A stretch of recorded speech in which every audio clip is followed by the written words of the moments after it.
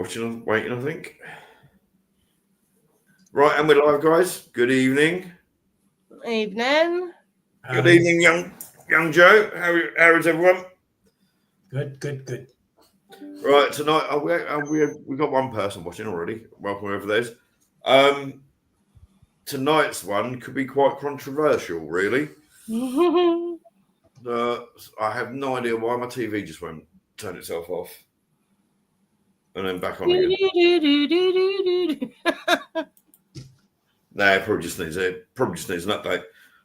This is going to be quite controversial because I've spent nearly 42 years now investigating, and since my heart attack, my mortality has come to mind. And research I was doing today, I was watching some scientific TED talks on the paranormal and that. And to be honest, the scientific side makes more sense than the paranormal side. Welcome, whoever that is that's watching. That's understandable. Yeah, I think we got 3 watching. I'm having a guess that one of them is Colin. And one of them is my telly. And one of them's my telly. So we've got one person watching.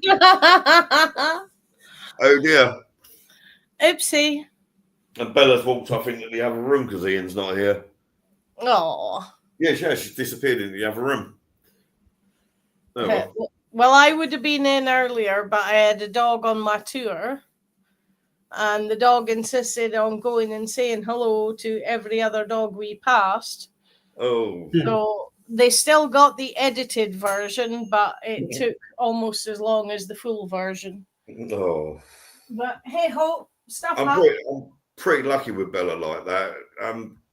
Because of her previous owners having so many dogs and her keep being attacked. When she sees other dogs outside, she has a tendency to try and avoid them. So, yeah. Right, let me go. We'll start up. Oh, that's blurry, I think, unfortunately, but we'll start. Oh, sugar, I've hit the wrong button. I have no idea what I've done there.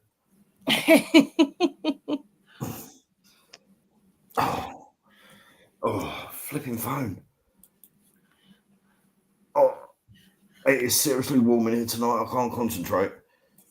So I'm going to put in the odd photo here and there. Yeah, I'm going to share them up. Okay. I figure we'll just leave it up to you to decide order. So, yeah, okay, yeah. Right, we're live on TikTok via my phone as usual. I really do need to get a more updated. Hey, Colin. Oh, Fred. I never trust Freddie when he's being friendly. Yeah.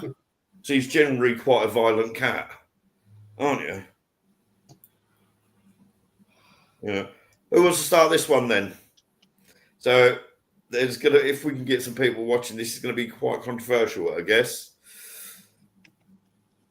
Because there's those that are gonna be avid, I believe, I've seen, I've heard, blah, blah, blah.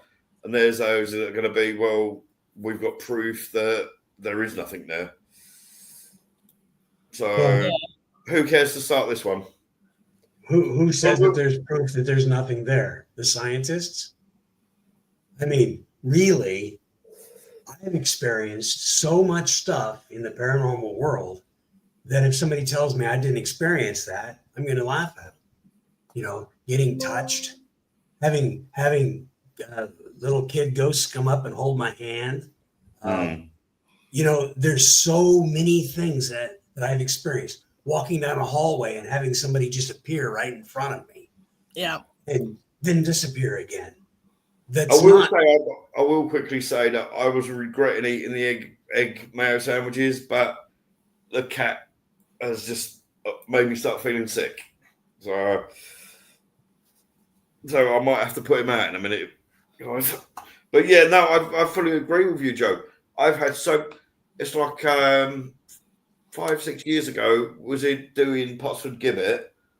It's really built up with trees and bushes. There's no path, there's no electricity, there's nothing. It's literally a forest. And I got it on video, me chasing after. I saw a little boy in Victoria, basically an Oliver Twist looking character. Yeah. I've the time we was filming, it was about 9:30 at night. I thought, what's the kid doing here? And I thought, no, this is a bit weird. That's why I chased it, and it just vanished. Yet science would say, well, that was like a hallucination or something like that, you know? Pareidolia, Yeah. environmental influences, hoaxes, all sorts of stuff science comes up with. And I agree with science that, yes, there should be observable, testable, reproducible results. But I've had reproducible results, just not every time I've tried. Yeah. You know, it's like I'll walk into a place and I'll get touched on the shoulder in this place in different rooms, but it's always a hand on my shoulder. Yeah. You know, and I understand what the scientists are saying and things to an extent. I mean, men can't be women, but besides that, there's a lot of things that you can go great. Yeah. I just I think because I suffered with the dyslexia and that all my life, and I've never been able to really achieve anything with my education or anything because of the dyslexia, and other than working, I've not achieved anything other than that really, other than my lovely kids. All I've got, and especially because I was abused as a child, all I had was sitting in my room. I could go to a library, and that was it. So I'd go to libraries and get books. Right. And things I'd experienced as well. I've just experienced something. I'll go to a library and see if I can find a book that would explain that for me. I'm no rocket scientist. I'll be the first to admit I'm not the sharpest knife in the box. You know, but I try to balance out between the two. But since my heart attack, it's definitely been more one-sided. And I do kind of miss it, to be honest. Yeah. Well, fortunately, I wasn't sure what to do. So what I've gone with is weird stuff that most folk wouldn't believe is true or exists, but has been proven to. Oh, yes, you showed that one earlier. That blew my mind. That looks stunning.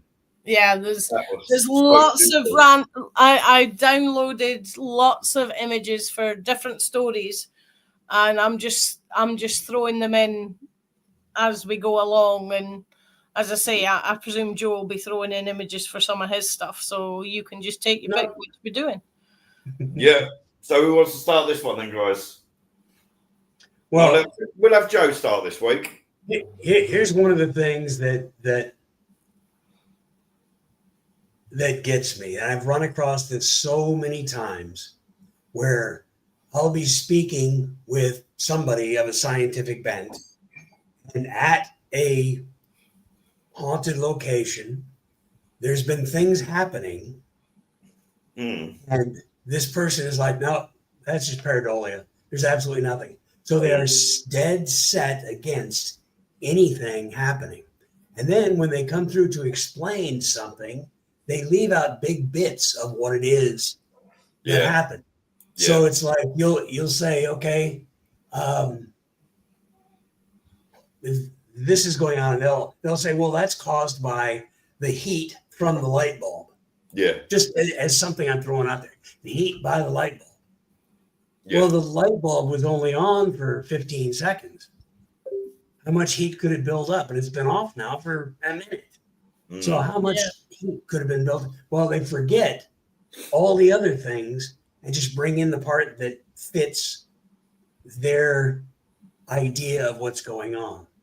I try to go in and get every single point that happened. Right.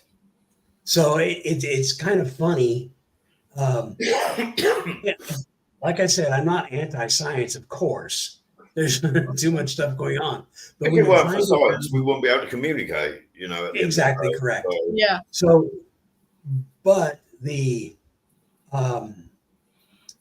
calling the paranormal a pseudoscience because you can't reproduce the stuff every single time. Well, these ghostesses out here that are in these haunted places, I guess. They were people. Yeah. They don't want to go in and sit there and do this over and over and over, especially if the place is very famous or very visited a lot. Yeah. You've got a lot of people out there doing the same crap. If I were to go to that location, I'd go to the backyard and have a smoke or something, you know? Eileen's made a really good point there. I don't know if you can see it on your screens. Yep. It's very different to a closed mind. And I was actually going to say that, but something that Joe had just said. You might get somebody that's more of a skeptical, scientific type, go to a location, and you'll say, right, X, Y, and Z happens. But when they come to write about it or mention it in a blog or talk about it or whatever, they'll only mention X and Z. They'll completely miss out Y. Yeah. Yeah, exactly. Whereas Y could potentially be the yes or no of crux of the situation. Mm-hmm. Exactly. And then you've got something that happens in a room, something physically happens, and there's no real explanation for it except, a spirit or something like that moving it. Like that time we were in an old ghost town, in quotes, in California. It's since been sold, and it's a marijuana place. All this kind of stuff. Everybody goes there for that kind of thing. But there was the house on the end, and we were there for RJ's birthday. And RJ and his son and I were standing in the back bedroom that used to be the bedroom of the kid that died that used to live there. And he was a musician. Electronic type music. He used to program it on his computer and sit there and do that kind of stuff all the time. Well, I was in there with my REM pod. I'm not a huge fan of REM pods. Who is it that's coming? No. It's a little town more north of that, up in the high desert, but close to Nevada. Apologies, the dog's actually seen her reflection in the window and she's barking at it. Are you really that stupid? So this place, I started playing around with the REM pod, and I'm saying, hey, here we go. And I'm putting my hand near the antenna and making kind of a beat, making music, pulling my hand in closer and farther away to change the notes and get the rhythm going. And then, I get tired of that, and RJ and we're all talking about this, that, and the other thing. And pretty soon, 5-6 feet away from where we are, the REM pod started going deep, deep, deep, deep, deep, deep, deep, deep, deep, deep. And pretty soon there's music being played. And it goes all the way until the battery in the REM pod dies. Wow. We're sitting there filming the darn thing. So there's more than me. There's other people came into the room. They're all watching this happen. I'll have ketchup on mine in the place. The thing and all of a sudden, we're all told we're complete morons because that couldn't happen.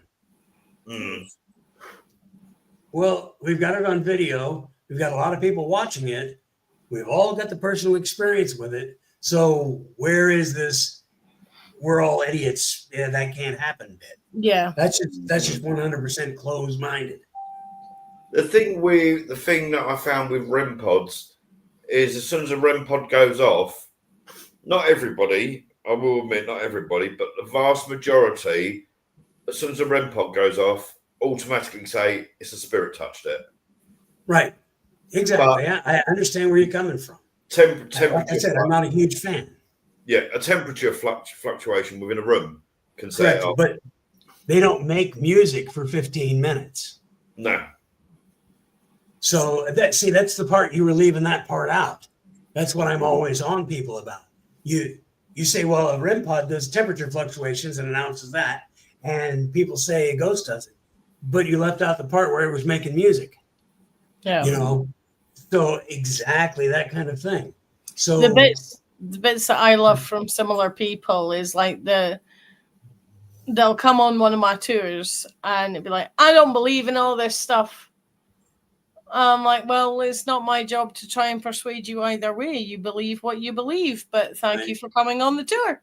The thing is, if you don't believe in that sort of stuff, why are you going on a ghost tour? Mm-hmm. Yeah. I suppose it could be through morbid curiosity, or people watch horror films because they like to be a little bit scared, and going to a place like that these things are real. Give you a slight fear. Yeah. But as Joe was saying, it was going to be one of the things I actually brought up. What's his name? Chris French. The psychologist. The psychologist who goes about deliberately trying to debunk everything. Yeah. He done a scientific study. Oh, sorry, I just knocked your mouse. He done a scientific study. He had a group of mediums, psychics, and paranormal investigators go into one building, and he had complete and utter skeptics go into another building that's allegedly got continuous paranormal activity. The non-believers went into this building. They was there all night until early, I think it's about 5 or 6 o'clock in the morning. They got absolutely nothing. The mediums, the psychics, and the paranormal investigators had gone into a building, and the mediums going, oh, there was a door here, and behind that door there's like a human bone, and this, that, and the other. And then when you looked at the blueprints of the building from when it was originally built, because it was only like about a 10-year-old building, there's never no door. Yeah, exactly. So you're getting people that don't believe in ghosts going to a building that people are continually reporting spiritual activity, and they get absolutely nothing. You get people that investigate, claim they can talk to spirits, claim they can hear, see, smell, read minds, that sort of thing. Going to a building that's got no history whatsoever, and then they're coming out with stories of people that died hundreds of years ago in a building that was only 10 years old. Right. And I've seen that as well. And it drives me up the bloody wall. Come on, people. But let's be honest and correct. But the places I've done it with, I've been talking about the building that was there before. Sure. Sure. Yes. Yeah, I've got to admit I've seen that as well. Yeah, I have seen that. And it's my pet peeve, and I've said it before. You'll have someone with a K2 meter in their hand like that, filming the room they're in, and they'll go, oh, look, the K2's going off, and they'll be like that. Right. They're right by their phone. Yeah, near the electrical panel and light switch. When we done Pottsford Gibbet, I was stood 25 feet, if not slightly, maybe 30 feet even, away from where the K2 was, sat on the Gibbet. I was filming it, and the previous team member went, look, the K2's going off, and I couldn't see. So I went, I'll try and get it on camera. I went like that, up with my phone, up with the phone so I could film the live, that the K2 was going off, and the red bar went higher. I thought, okay, that's a bit weird. And as I brought the K2, my phone down that I was filming with, the K2 light went down. Now, K2s, they reckon you have to be anything over, I think it's 55 inches away, will not affect K2. I was nearly 30 feet away. That's mental. Yeah. And I've got this. I don't know if it's still on there, but this was all caught on camera. Right. Yeah. 25 feet is a hell of. Yeah. The following day, because I wanted to try and debunk it. This is when I lived in Leiston. I put the K2 at the front door, and I walked right back to my end. My hallway was 15 feet long, and I walked with filming. I walked right up to it to the point it was literally like that away from it. It didn't go off. Yeah. So that little town that we were at, it's called Nipton. It's right up just south of Vegas, right before you get to the California-Nevada border, sort of northeast of Baker. Spirit coming through a powered down phone recorded on video in front of 12 people, still doubters. Yep. There will always be doubters. Thing is, though, I can't help but be a doubter. Well, you've got to be a doubter in a lot of ways, because otherwise you can't just go in and purely believe everything that happened. You've got to go in and say, okay, so what is that? What other things could have caused it? What's happening? You've got to be at least somewhat scientific about it. The thing is, though, you can't just go in and poo-poo the whole thing away because it doesn't match what you think the world is. Yeah. I will just quickly jump in at this point. Anyway, welcome everyone that's watching on TikTok. If you have a YouTube account, jump over to YouTube and look up Weird Wednesdays Parrot Podcasts if you like this sort of thing, and come and join the conversation. What we got here, Eileen? Yeah. Sometimes Agreed, Eileen. In the moment, yeah. I think I said because of my childhood, I'd done a lot of reading, a hell of a lot of reading. So I think that's why, and also I think it's a combination of my stubborn side and the side of me is I want to stick a middle finger up to people that said I wouldn't ever learn anything. And to deliberately go against the status quo. Like my father, he ran a spiritualist church. In fairness, he was only running the spiritualist church because he was banging somebody that was there. But and he was always, this is always spirit, and that's always spirit, and this and that and the other. And I'm like, right, I need because you're such an a-hole, I need to prove you wrong. What you said is definitely a ghost. I need to prove that it's not. So, right, I've got this one I'm going to bring up. No, actually, do you know what? I'm not going to bring this one up. Look at it. Absolutely stunning. Indonesia's Kawajian volcano, remarkable for its tendency to emit oozing waves of what appears to be blue and purple lava. Technically, the lava itself isn't blue, but according to the Smithsonian magazine, the coloration comes from high quantities of sulfuric gas that emerges along with the lava. When the gas catches fire, it burns with a bright blue, which makes the lava appear to be electric blue or purple. Now, I thought that was a good example of things that shouldn't exist, but really do. It's amazing. You know, if something like that was erupting relatively near you and you saw that, you'd be afraid of the lava and the pyroclastic flow, but you'd be mesmerized. Yep.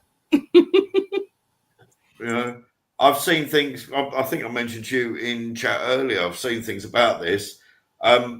People say they often see balls of light floating around above them. Yeah. And of course, you get paranormal investigators saying it's ghosts. You get UFO hunters saying it's UFOs trying to get the energy of the earth. And it's more likely a wee bit of poisoning from the sulfuric gas. Probably, yeah. Yeah. But that is just I would love to see. So now I've just looked across at my TV. Yeah. I've got like a 63-inch TV. That looked absolutely phenomenal. I'm going to actually take that as a screenshot and stop using it as my screensaver on my telly, I think. That looks absolutely brilliant. Yeah, some of the photos that are taken through the daylight, it just looks like a pale blue cloudy lake, but it's lava. Yeah. But the night shots are much, much more impressive than the day shots. 2 seconds. Quick message. The only love Buggaloo.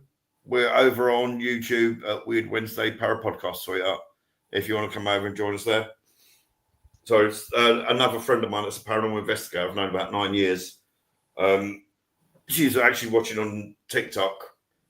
But you'll be able to join in the conversation. You should know by now, Lou. Don't worry, if she comes on, I'll end up taking the piss out of her. So There's a message for Pussy. Hi, guys.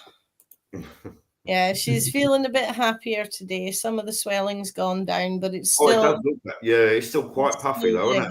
Yeah. So, but she's a lot more herself, and she let me put her collar back on, so she's got her jingle bell. All right, now I've seen this picture a lot of times. I've seen this one quite a lot. Yeah. Yeah. Absolutely mental. Crystal cave. You get people say, I want to put my crystals on the what the hell, my batteries? That is weird. My batteries literally jumped from 100% down to 0. Never touched it. I have no idea what's caused that. Don't blame me. Hold on, let me just plug it in. Sorry, guys, about that. Oh, she's definitely natural in front of the camera. Yeah. Yeah. She knows my supper's ready, and I can't go and get it while she's sitting here. Bella's a natural. She'd have to give big smiles to Ian, but she's sulking at the minute because Ian's not here this week. But yeah, this crystal cave. I've seen a bit about this. Apparently, you need to sign waivers and all sorts of things. All sorts of crazy waivers. You're only allowed 7 minutes. Yeah, it's hot. Very hot in there. The pressure and the gases. Well, not so much gases, but the sheer lack of oxygen will kill you in minutes. Yeah. It's mostly gypsum crystals. The mysterious spot was only discovered in the year 2000 when miners drained the water from a zinc mine beneath Naica in the Mexican state of Chihuahua. The structures are so pure, they're unable to date them using conventional techniques. But researchers have discovered what they believe to be a 50,000-year-old bacteria sample within one of the crystals. In 2017, the mining company that owns the land where the cave is located allowed the cave to reflood, given the expense and extreme levels that they had to go to protect their staff to be in there. So they let it reflood now. So we'll see what it looks like in another 2,000 years next time they open it up. Mind you, as Eileen just said, that definitely does look like Superman's home base, doesn't it? Absolutely. The biggest one I've seen in one of the documentaries that was in there was a 30-foot diameter. Wow. Single column. It's like, Jesus. If I remember rightly, they use parts of it that they cut off that goes worldwide, and they put it in like phones and watches and TVs and things like that. But the temperature gets some really sort of stupid temperature, doesn't it? Yeah, they're effectively set up in spacesuits. If they're going to be in there, like all the photos you see where they've just got the orange overalls and the helmets on, they're only in there for like 2 minutes. It's like, get in position, take a photo. You're not going to be comfy laying there, darling. You're going to fall off. I think maximum is something like 6 or 7 minutes, isn't it? Yeah. Because there's a serious lack of oxygen, huge levels of pressure, and the temperature. You're effectively being microwaved without the electricity while you're in there. So, what we got on this one here? Oh, we've got a load of mushrooms. Yep. This is the largest living thing on the planet. You're talking about my ex-mother-in-law, aren't you?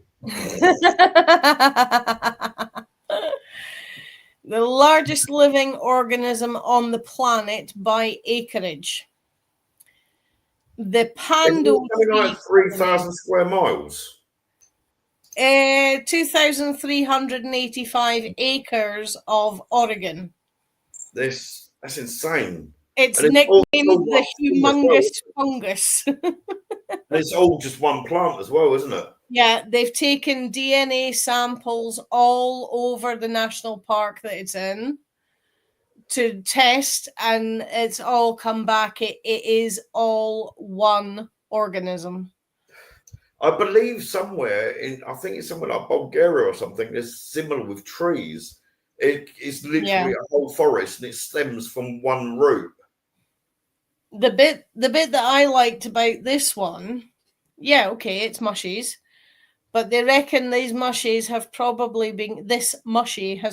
been growing for between 2,400 years up to potentially 8,650 years. Wow. And apparently its caps are quite delicious, so they say. I'll maybe try it. No, I don't think I do love my mushrooms. Actually, I had mushrooms for breakfast, but I don't think I'd be brave enough. So, and what's this one you brought here? Oh, that's another one of the volcano with the blue lava. That's one of the daylight photos. Wow. That literally looks like a lake, doesn't it? Yeah. Don't go swimming, Carl. It's warm. I can't swim, so I'm fine. You don't put your feet in either. I don't know. I don't mind my water too hot. I don't mind my water quite hot. Wow. Bismuth? Yep. Bismuth has to be included as that shouldn't exist, but it does. This is something I've never come across before. Yeah, it's one of them things that we used to have. The folk I was at school with are as weird as me in some cases. Yeah, we used to do this in science class. Yeah. Well, we'd only heard about it from the table, of course. But this is how it naturally grows. This is a crystal. Wow. And this is how it naturally grows. Now, it's one of them things that when we were kids and first found out about it, we're like, nah, it's alien stuff or stuff along those kind of lines, because there are so many pyramid structures within a natural grown bismuth. It's mental. And the colors are amazing. And it's got this iridescent look to it.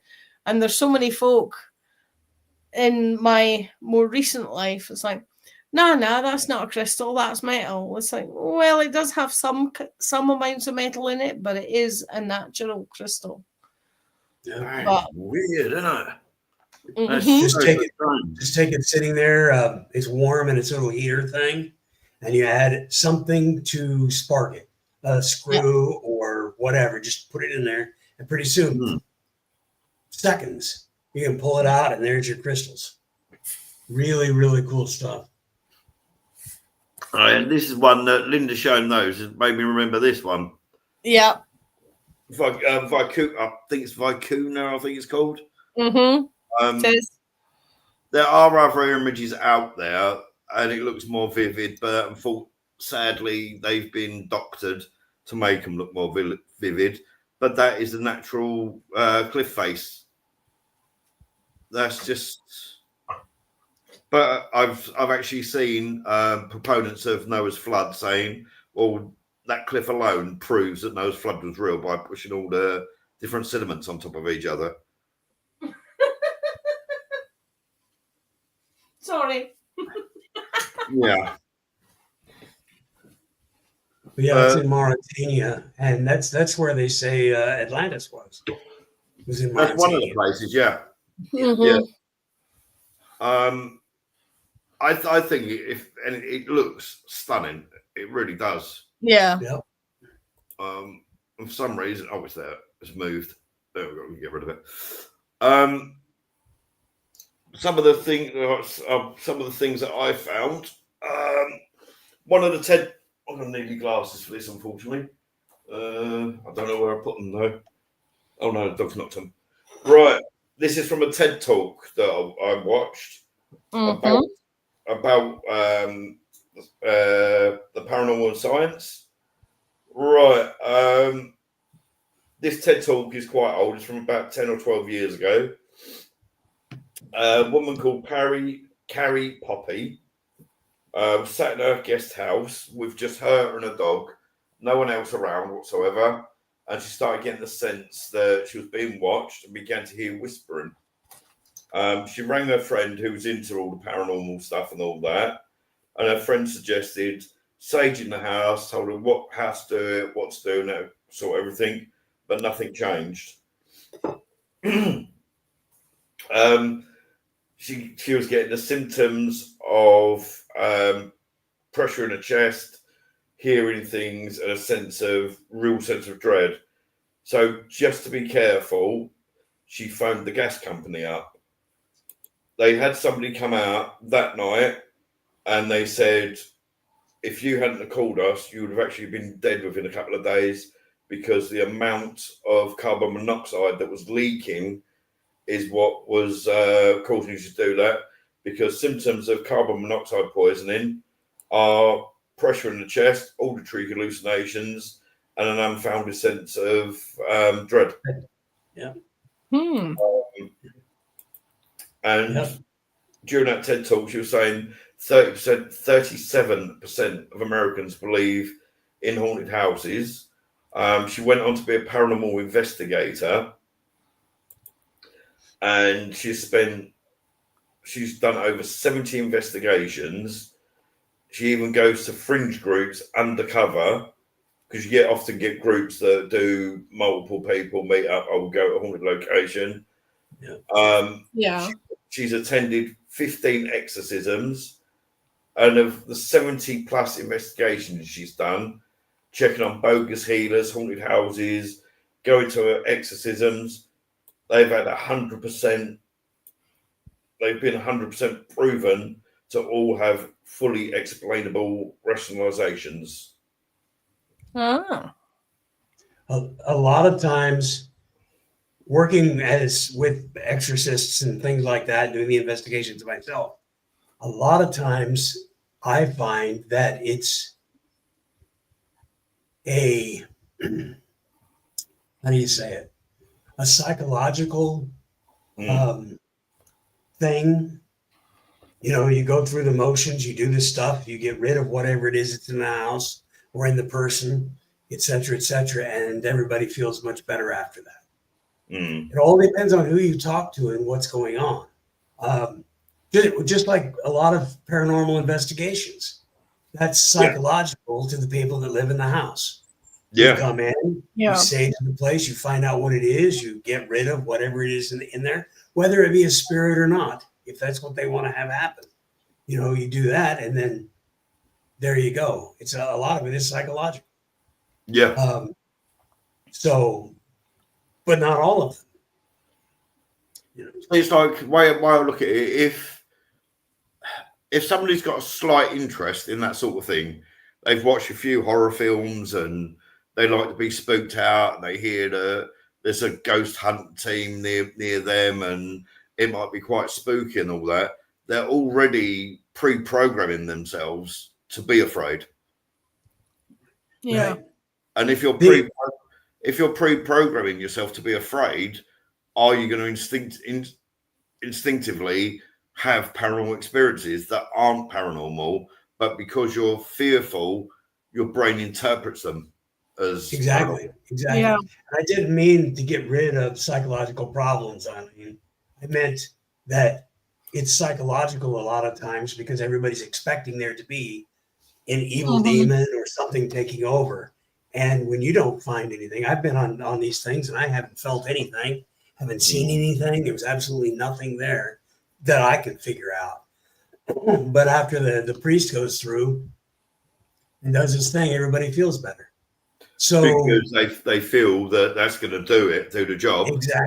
Exactly. So also with investigations, I've run across this a lot of times. You've got a old piece of equipment, like those old flip number clock radios that people have in their bedrooms and they sleep next to it. Those things put off all sorts of EMF. Oh, Christ. And you're basically getting EMF poisoned over time. So you're seeing hallucinations, you're seeing ghosts all over the place in your bedroom. But when you replace that clock after a couple of weeks, there's no more ghost. It's because that clock is doing it, or having a electrical box somewhere in the house by where you're sitting all the time, and some of the connections are loose. It's putting off EMF. So you're sitting here getting all of this stuff, and you're seeing stuff around your house. Electrician comes in, tightens everything back up again. There's no more EMF floating around, and you're good. Yeah. So yes, you have to look for other reasons other than having a spirit. But you can't just say, "Oh, no such thing as spirits," and just walk out without figuring out if it is or isn't the spirit. So did I sell this? How did I? How's that burger? It's good. I'm really starting to regret the egg sandwiches now. Cat, can you go, please? Hello. I made nachos earlier today. I never trust him when he's being friendly. I never trust him being friendly. See, I was always a very, very strong believer, but I would always try and find an earthly explanation for something first. Exactly. Yeah. You always got to look for the logic first. You got to. Because that's the way my brain's always worked. It's like on one investigation I went on with a couple of people and wanted to just tag along and find out what it was like. One of them was going, I think that's a UFO because there's a red light up there, and they was convinced it was a UFO. As the daylight started getting there, early morning daylight got there, it was a tower, some sort of radio mast. Radio mask or something like that. They had the red light on top of it. So, and people that say it's like people that say they see UFOs and all that. It's funny how a UFO always flashes green, white, and red. Right. Which is exactly the same everybody's supposed to have. Flashes. Right. If a UFO is coming down and doesn't want to be seen, they wouldn't be flashing lights and saying, "Yoo-hoo, here we are." Right. They wouldn't have any light possible. So it wouldn't be following the rules of aviation in the countries around the world either. The two potentials that I saw didn't have any. But that's another topic. There's like that weird thing I saw a few weeks back when I was sat in the garden. I live underneath the flight path for Stansted. This thing was going on the same flight path as the aeroplanes. It looked like a cylinder. You could not see the wings. And about 6 or 7 minutes later, another aeroplane went on exactly the same trajectory, and you could see the wings. Yeah. So what it was, I have no idea. Well, one of the potentials that I saw, I found out exactly what it was about 10 years later. All right. We were out walking the dog, last walk before bedtime, so all around you is black. You're wandering along the edge of the beach. And there was a shape went between us and the moon and blacked out the moon. That's a bit weird. Then away over on the horizon, because it was like July, there's still a bit of light. And we saw it go over towards the horizon. It was a big black triangle. And we were among the hundreds of people who had seen these flying black triangles throughout the 1980s. In 1992, they revealed the stealth bomber. That's what we'd all been watching. It was during its testing zones, because it tests all up through here and all up across Caithness, is the pretend bombing area when they're testing flights. Yeah. So whenever you see anything weird, your first thought round here is, what are the RAF doing today? So, and it usually gets revealed a few years later. Now I'm going to chuck this one up. I know this one because I see it a couple of years back for the first time, and I was amazed at its beauty. The Blue Angel. The Blue Angel. Oh, yeah. Those aren't very good for you. Absolutely stunning creature, but probably one of the more deadliest animals in the sea. Yeah. Why are all the pretty ones deadly? I know that from being married multiple times, Joe. Yep. So Yeah, the blue angel is carnivorous and feeds on other venomous sea creatures, such as the Portuguese man-o'-war. It collects the venom from its prey in special sacs, concentrates it to make it stronger, then uses that venom on future prey.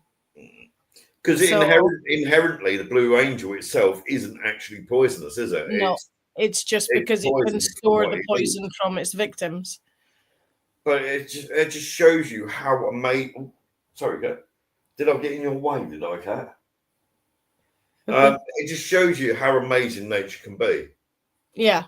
There was a case. I think it was Colchester Zoo. I can't be 100% sure, but there was a zoo that had a Komodo dragon in. It had never ever seen a male Komodo dragon, and it gave birth to a batch of babies. Oh wow! Because and apparently it's not just the Komodo dragon. Apparently, there's a few other reptiles that can do it as well. I've heard of other species doing similar. Yeah. Yeah. If there's no male around, they can actually become the male, fertilize themselves, and extend the species. Yeah. Ocean floor hides many mysterious life. I fully agree with that. There was that thing that popped up on the oil rig video recently. It looks like the in the Independence Day movie when the thing comes out of its shell. Yeah. And it's a massive type of squid. Yeah. With 20-foot long tendrils, and it's like, holy toot. Yeah, it does. It looks like, yeah. Because that's the first thing I thought was when it grabs the president by the throat and uses him as a puppet. Yeah. That's the first thing I thought of when I saw it. I think Joe's looking for the image of it. No, I'm not. Did you just whisper a few seconds ago, a minute or two ago? No. You didn't? Because I heard plain as day coming out of my speaker, whoosh, whoosh, a female voice, and then you started talking, Linda. So, but it was plain as day. I put down the time. Yeah.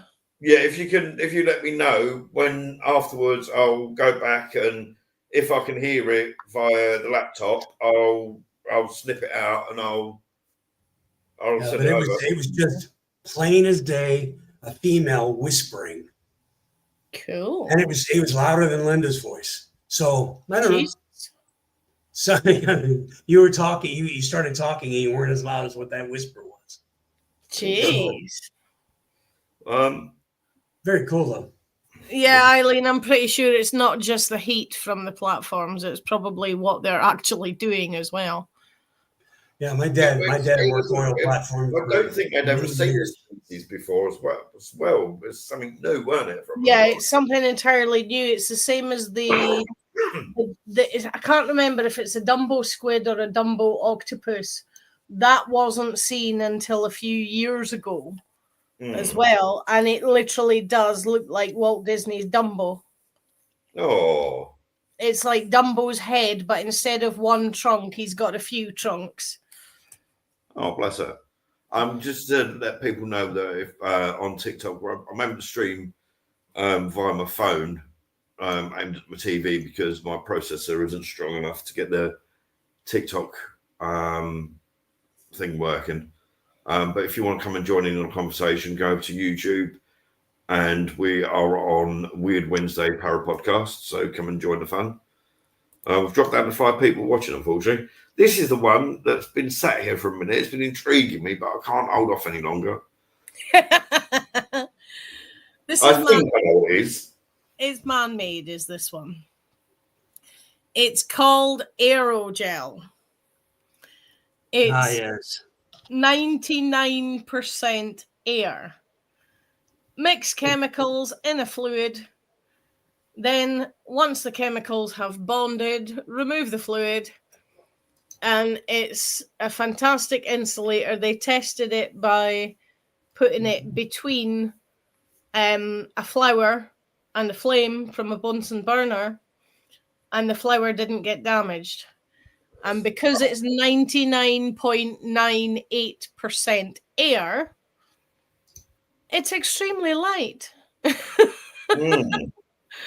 And they've started calling it cloud slice and all sorts, but its proper name is aerogel. So that just shows you what science can do. Yeah. With the science and the paranormal side of it, though, you do get them work together in some cases. Yeah. Mediums, because there's the one that I was going to mention shortly. There's a group in Los Angeles that do it specifically for this. I think it's not tested enough. Oh, hang on. We got the squid. Look at that. There we go. See, it's totally the thing out of the Independence Day movie. Oh yeah. Yeah. Oh, looking at that, I'm looking at that via my television. That is as creepy as hell. Yeah. Oh, I think I would stain my underwear if I could swim and I came across that. You'd know where I was because you'd be able to follow the brown floating bits. Oh no, that's creepy. Yeah. No, I think I was going to hold off for a little while, but I'll quickly read it now. Right, there's a group in LA called Independent Investigation Group, or IG or IIG, who have a $10,000 challenge. Under lab conditions, can anyone prove spirits or like paranormal abilities and things? This has been around. Following on from James Randi. Yeah, they're independent of James Randi, but it's the same sort of principle. Yeah, but I think his was like $500,000, wasn't it? It was ridiculous money. I think it was like 250,000. Now, my father, like I said, he had abilities. He'd often speak with spirit, and he ran a church and that. And a long, long time ago, back in late 80s, early 90s, Paul Daniels put a challenge out for 100,000, saying that if anyone can prove it or willing to come in and try and prove it, if they can prove it, they would get this money. And Tom, he did try and go forward for it, but he never heard back from it. But this group there's several groups there's several groups around the world that do it. But this particular one's been going for 15 years. Stop licking me, Cax. That normally means you're about to bite. Freddie has a tendency to lick me before he bites. Right. The IIG have a couple of clairaudients that claim they can read minds or hear spirits talking to them and have taken part in the study. One unnamed male who claimed to be a psychic, excuse me, who appeared to be very sincere, sat in their lab and set up for the test. They set up for the test for him. The way the study goes, the group states this is the way it's going to proceed. We have protocols. Do you agree or not? If they agree, then it proceeds. If there's anything they want to try and change, then straight away, that's it. You're no longer valid for the test. Good Abend, Stephen. Which is quite a good idea. When after the person says yes, stop scratching. That they can proceed. After the study with this person, they concluded that what the gentleman stated he was getting from mind reading and being told by spirits equaled nothing more than chance. After the test, they sat with the man and said to him, "We know you are very sincere and we know you're hearing something in your head." The man then decided sometime later to go to see his doctor and explain everything. And his psychic abilities and mind reading turned out to be an undiagnosed mental health condition. Wow. But that goes back to when, 2-3 weeks ago, when we done autism and the paranormal. Mm-hmm. Is the person actually hearing a spirit, or is it because they feel they're hearing a spirit, but it is a mental health condition? See, my logical brain from saying when I was at Leyston, me hearing the footsteps and the giggling of the children in the hallway and things. That could have been just me having one of my dark moments and seeing it. But the fact that I was laying in bed with the door shut and I was picking it up on recorder as well. Yeah. That shows it wasn't. Yeah, scientists would say, oh, it's probably coincidence or something. Mm-hmm. No, Joe's a lot of psychics, mediums, etc. spent a lot of time in asylums over the centuries. So that's only people that believe them. Yeah. Is that the main jellyfish or something it's called?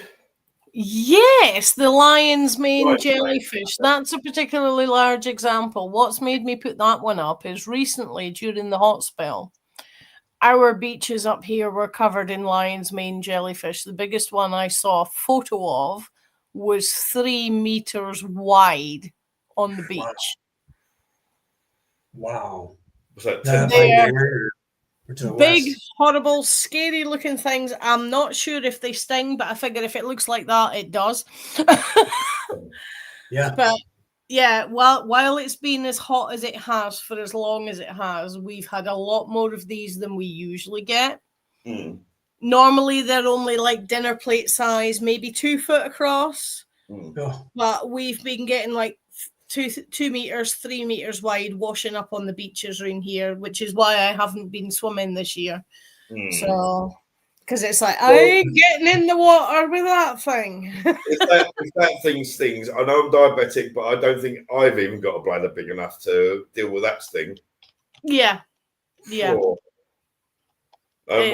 mental. That's the Dumbo octopus I was telling you about. That is so cute. There's another photo of the Dumbo as well. Is this the one? Oh, I want one as a pet. That is lovely. That is adorable. See, that one totally. I've got the crows in my head saying, "When I see an elephant fly." Yeah. That is. I'm sorry, but that is absolutely adorable. That really is. There's one I did see. Supposedly Plato going on about Atlantis and things. We got this big beauty. Yeah, that's right there in the desert in Mauritania. It's they said in the description of Atlantis that there were mountains to the north. Mm-hmm. The water came in from the southwest, and there were concentric rings of the city. So, I mean, if you look at that, that looks like concentric rings. There are mountains. The Atlas Mountains are to the north. And you go down following along to the southwest.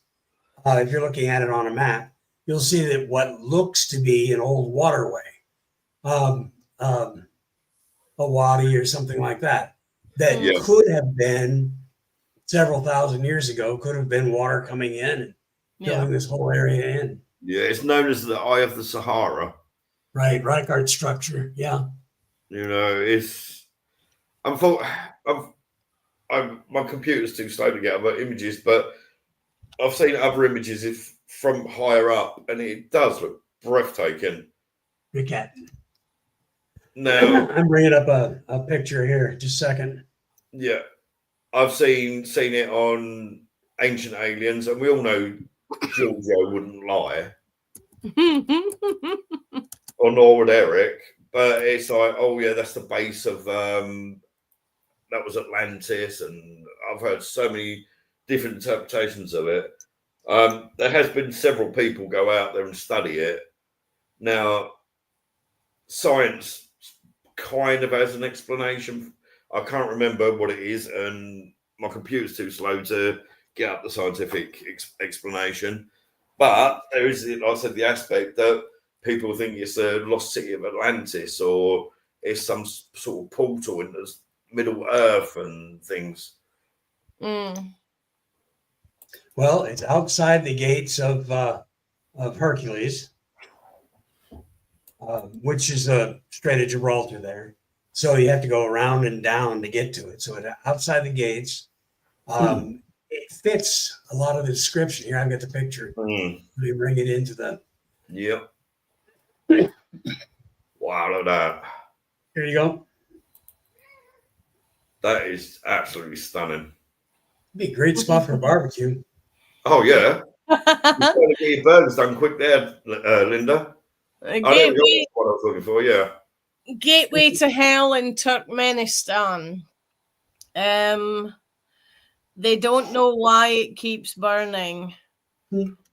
I'm trying to find. Because there's fuel and oxygen. Yeah. It's a 16 meter or 196 foot wide pit in Turkmenistan's desert, which has been on fire for at least 40 years. The origins of it are disputed. Some claim it happened in the 70s when a rogue Soviet gas drilling rig accidentally punctured an underground pocket of natural gas. Others believe it formed naturally in the 1960s. I've heard also that it's as recent as the late 90s, early 2000s, where they was dumping old tyres and things that they burnt off. Oh, Jesus. Well, yeah, if it's already there. To that. Didn't they just burn like 4.2 million tires? That was in someplace like that, and it's just smoke coming out all over the place. But Greta's going to Gaza instead. Is it Centralia in America, I believe it's called? Yeah, I believe so. Yeah, that's Pennsylvania. There's a town where the coal mine got started on fire, and it's been burning for a long time now. Yeah, they call it the real Silent Hill, don't they? Yeah. There's one in Australia as well where a tree was struck by lightning and fell into a ravine at some point in the 1800s. It's literally in the middle of nowhere, but that coal seam is still burning.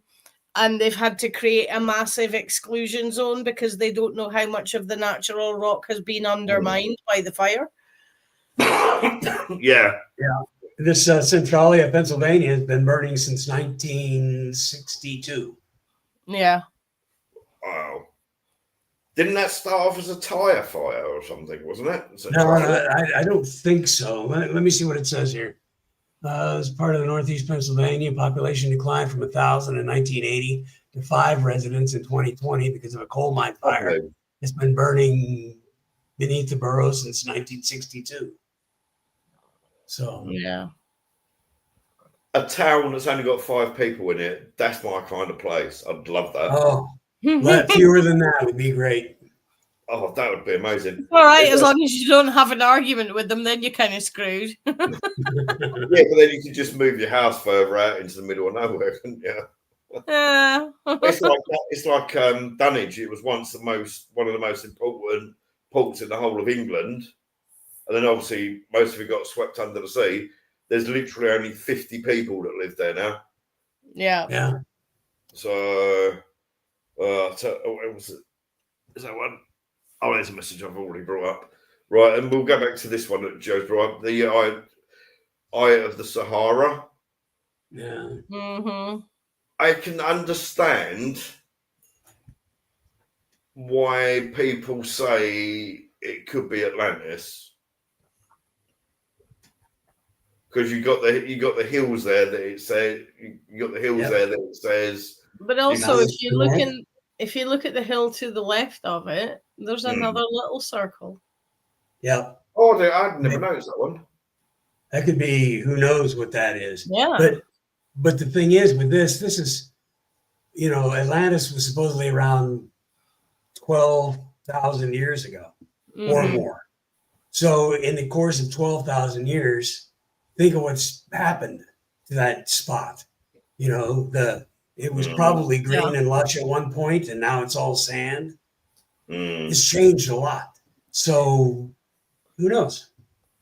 Yeah, it's like, I mean, when you look at like geological age, I mean, this area I've seen minus 22.5 Celsius and I've seen 38 degrees Celsius in my lifetime here. But if you go back to pre-dinosaur times, this was a desert. Right. Then it was a rainforest and so on. It all goes round in cycles. Mm. It does make you wonder what is actually under the ice in the Antarctic. Yeah. Oh, there's probably a whole civilization buried down there. By the time we get to see it, another bit of the planet will be frozen over. Probably the one that's got all the technology to go and check it out. Yeah. Yeah. Now with science, sorry, hold on, TikTok. Because I've been on TikTok so long, I've got to do the TikTok game to rematch it. Oh no, I missed. Try again. Maybe next time I got it. There we go. After when you've been a little while, we got to put a little jigsaw puzzle piece across. I think science and the paranormal do need to work more. Excuse me, more hand in hand. Yeah. Yeah. Sorry, I've been drinking Coke now, so I've got gas. Just like Stephen said down here, his last comment, that I have to agree with it. Yeah. I think the science was so Or the paranormal will somehow get science to believe it. You know, something's going to happen eventually. The thing is, I think some of them are focusing on the wrong thing. Yeah, it has to be repeatable results, but it has to be repeatable 100 times. How's about just getting it to repeat 12 times? That's amazing enough, isn't it? And twice. Yeah, that's it. And random little bits like that. That's no more than flipping a coin. Because if you flip the coin, that was 100 times. Yeah. And the other thing that they focused on pre-1800s, of course, is the Philosopher's Stone. Where if we can turn lead into gold, then yes, magic exists. And it's like, well, wait a minute, there's lots of other things. Yeah. I mean, I'm going to get a slap round the face for bringing religion into it, but it makes a change from me doing it, Linda. It makes a change from me doing it. Yeah. Well, see, in the 1600s, the Protestants were killing the witches. I do make a point of saying Protestants because the witch trials is the one crime against humanity that the Catholic Church has not been involved in. Mostly. And anyone here, YouTube or TikTok, go over to our YouTube channel, Weird Wednesday Paranormal Podcasts. We done a fantastic one about witchcraft a couple of weeks back, didn't we? Yeah. But when you look at the Bible, if you rearrange the timeline a bit, there's a young man turning water into wine using 4 loaves and 3 fishes to feed 500 people. 5,000. 5,000, yeah. Bringing a dead man back from the dead after he's been dead for 5 days? He's definitely a witch. Yeah, blind man to see, and lame man walking. The trouble with that is, as I was saying last week, back then they didn't even know the air was particulate matter. Yep. So if it was like a slightly cooler night and somebody passed away as their last breath was going, they thought that last breath coming out of the person's body was their spirit leaving. Yep. And it's so scientifically into the 1800s. And the Bible is so scientifically accurate that if 2 cows mate in front of a striped stick, they're going to have a striped baby. Or also that came from. Also that whales are fishes, bats are birds, snakes can talk, donkeys can talk. Why is it all these things suddenly stopped happening 2,000 years ago? But I'm not going to get into that. I did vote myself for the religion versus the paranormal, but this one got beaten. Well. But as I say, I mean, everything that Jesus supposedly did would have been counted as witchcraft in the 1600s. Yeah. And it's like, you're reading a book about a dude that did all these amazing things, allegedly, and anybody that does anything remotely close to what he does has to be a witch and you're going to kill them. Who's to say they weren't the second, third, fourth, and fifth coming, or whatever? Yeah. Yeah. The historical accuracy of the Bible nowadays, I think you can compare it to the Sun newspaper. I think there's more tits in the Bible. No, but we're not staying on the Bible. Let's switch. I was enjoying myself then. But trouble with science and the paranormal. There's so many people like James Randi, the IIG, as I said about Paul Daniels. There's been multiple others out there that have gone, do you know what? If you reckon you can talk to my Auntie Mavis that died 40 years ago, you come and prove it to me and I'll give you X amount of money. I believe even Penn Jillette as a challenge out there. Because he's a... That doesn't surprise me because he's very much into the science and paranormal thing. Which one is true? And he is 100% science. He's 100% atheist. See, the thing is, I don't think there is a yes or no answer to this. I think it's all just multiple shades of grey. Yep.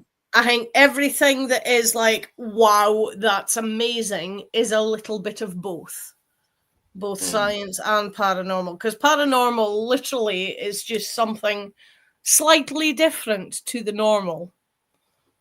You know? And supernatural is just something slightly extra than natural. And the thing is with like UFOs, ghosts, and I believe there was recently a new photograph from Nessie taken as well. But things like that all come under the compass of unexplained. Yeah. Unexplained to me, now, like I said, this is I ain't got a scientific mind, but for want of a better word, the scientific side of my brain, the logical side of my brain. Yeah. So there's unexplained literally means just that. It's unexplained. Yes. It doesn't mean there isn't an explanation. It just means at the moment we don't know what the explanation is. Yep. Whereas there's so many staunch people out there that go, well, I can guarantee you for 100% my tap just run then because a spirit played with it. Before they have a look, it might be a dodgy washer. Yeah. You know? It's like the UFO thing. A UFO can be a UFO without being bloody aliens because it's an unidentified flying object. Right. Yeah. I can't be bothered to put my glasses on. I think the science of quarks will be quantum leap also for the paranormal field. Yeah, your quantum physics and your quantum stuff like that. I think that's going to be a huge jump through because right now we're limited. But the quarks and things like that get down below the atom. That's what the atoms are made of. Yeah. So we're going to get down into that area and start looking at that. That's where we're going to start seeing things happening, I think. See, the trouble with like the paranormal and science, I can't see that they're, or even like the paranormal and religion, they're never going to agree because a lot of the time science and religion can't agree. You know, despite thousands of peer-reviewed papers, despite thousands of experiments that have proven things, religion still denies science, and science, as a science, still denies religion. That's where one of my other bugbears comes into that as well. Religion denies science, yet the Vatican has its own observatory. Yes, and its telescope, and its telescope is called Lucifer. Well, technically, that's just what it does. It brings the light to you. But yeah, that's even more interesting. Light bringer. Yep. It's called Lucifer. Their telescope is called Lucifer. Now, a few years back, the Pope, I can't remember what his name is, but the one that died before the one that took over now he'd done something in Vatican City in front of all the papers and things, and he said Jesus was supposed to come back. It's been 2,500 years. I don't think he's coming. And that's the Pope, the king of the pedos, has actually said he didn't think that Jesus was coming back, or otherwise he would have been here by now. Mm-hmm. The bus was late. Whenever I've got to admit on Facebook and that, because I love Christian baiting, and I'll wind them up and then I'll just disappear and live and argue between themselves. And they'll go, well, Jesus is coming. I'll go, oh, it's about 2,500 years later. Did he miss his bus? What's he doing? Waiting for an Uber? And that really does tend to wind them up a little bit, actually. What's this from Stefan? It's already proven the information does not disappear. It's faster than light, for one. And what is everything made of? Energy and information. Yep. Yeah. But now, him saying that, straight away, my logical brain's kicked in. Mm-hmm. So you get scientists out there that study energy and information. If spirit is energy and information, why then scientists that spend 30, 40, 50 years of their life studying that subject not been able to find anything? Yeah.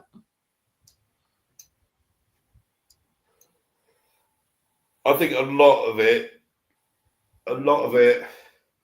I think nowadays, most of it is too many people watch things like Zach Baggins. And they'll go onto Amazon, pay £100 for a K2 or whatever it is on there nowadays, and automatically they think they're Peter Venkman, and that they can get all the most proof ever. And then all they end up doing is they go there, they get cold, they get hungry, they get cranky, then they've got to go home and sit down and watch an hour's worth of video for a week to find out the slightest little thing that's wrong. Yeah.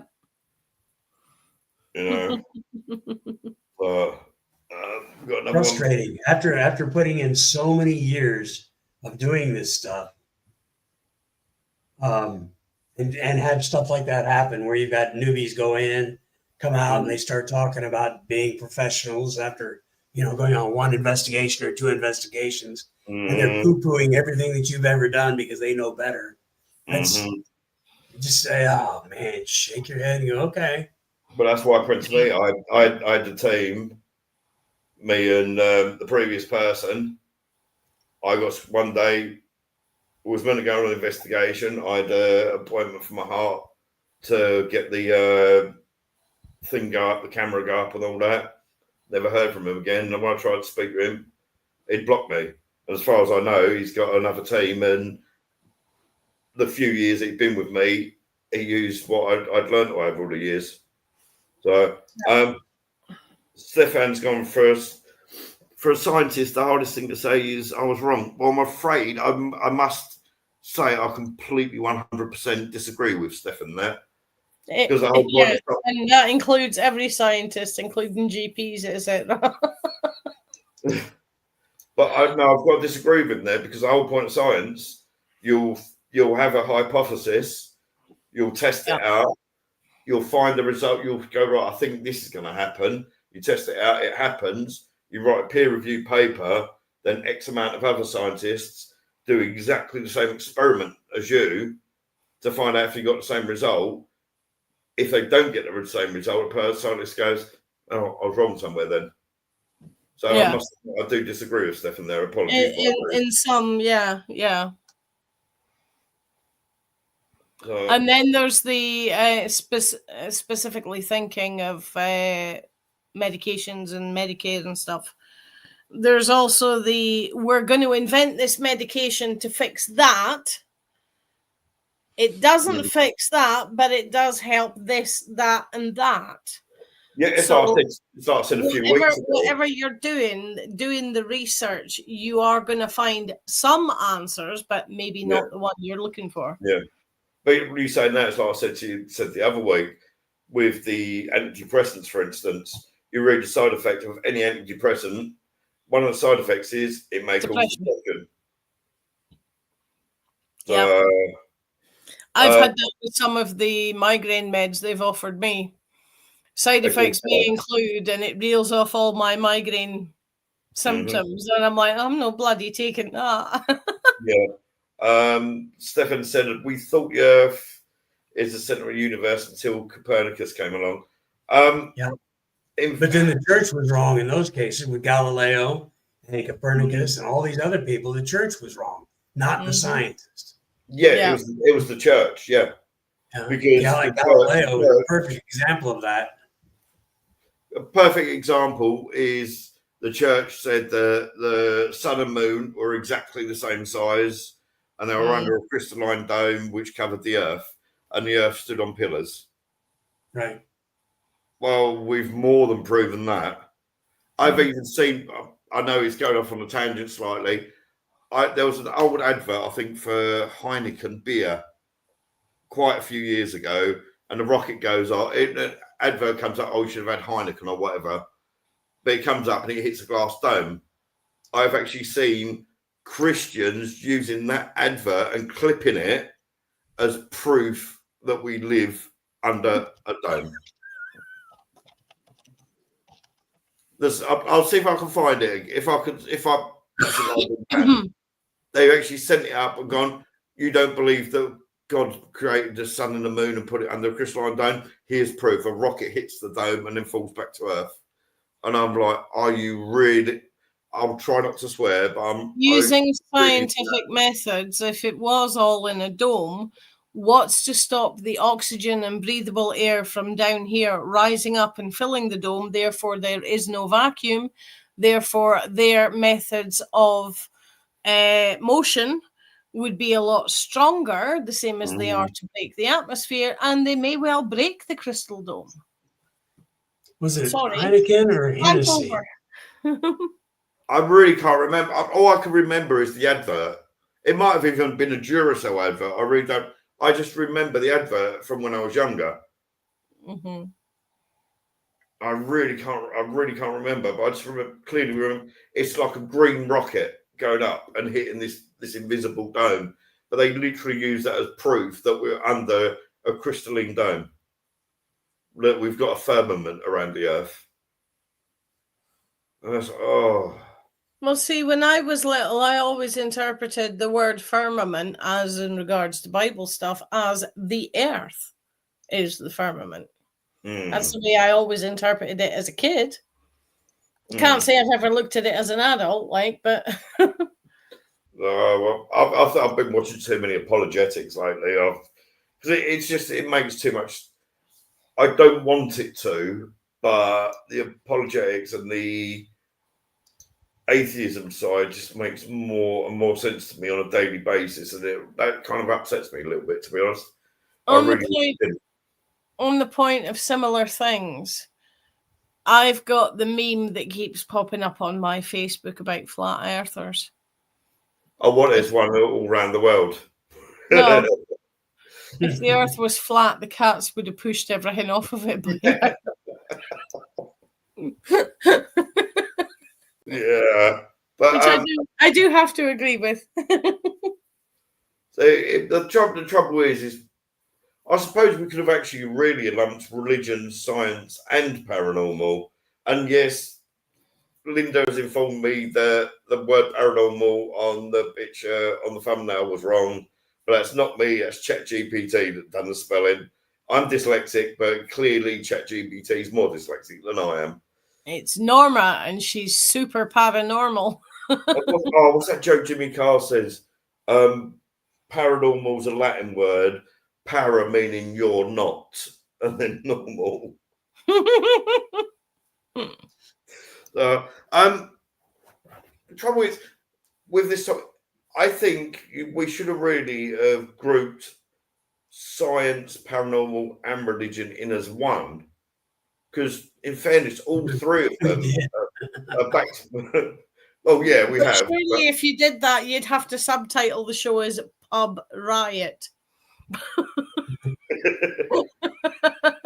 Yeah.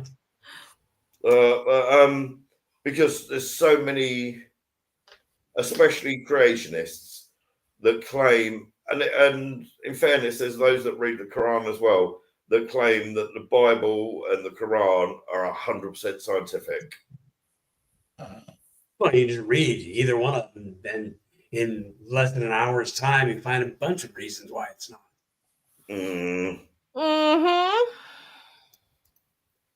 Maybe there's things we're not supposed to know as human beings.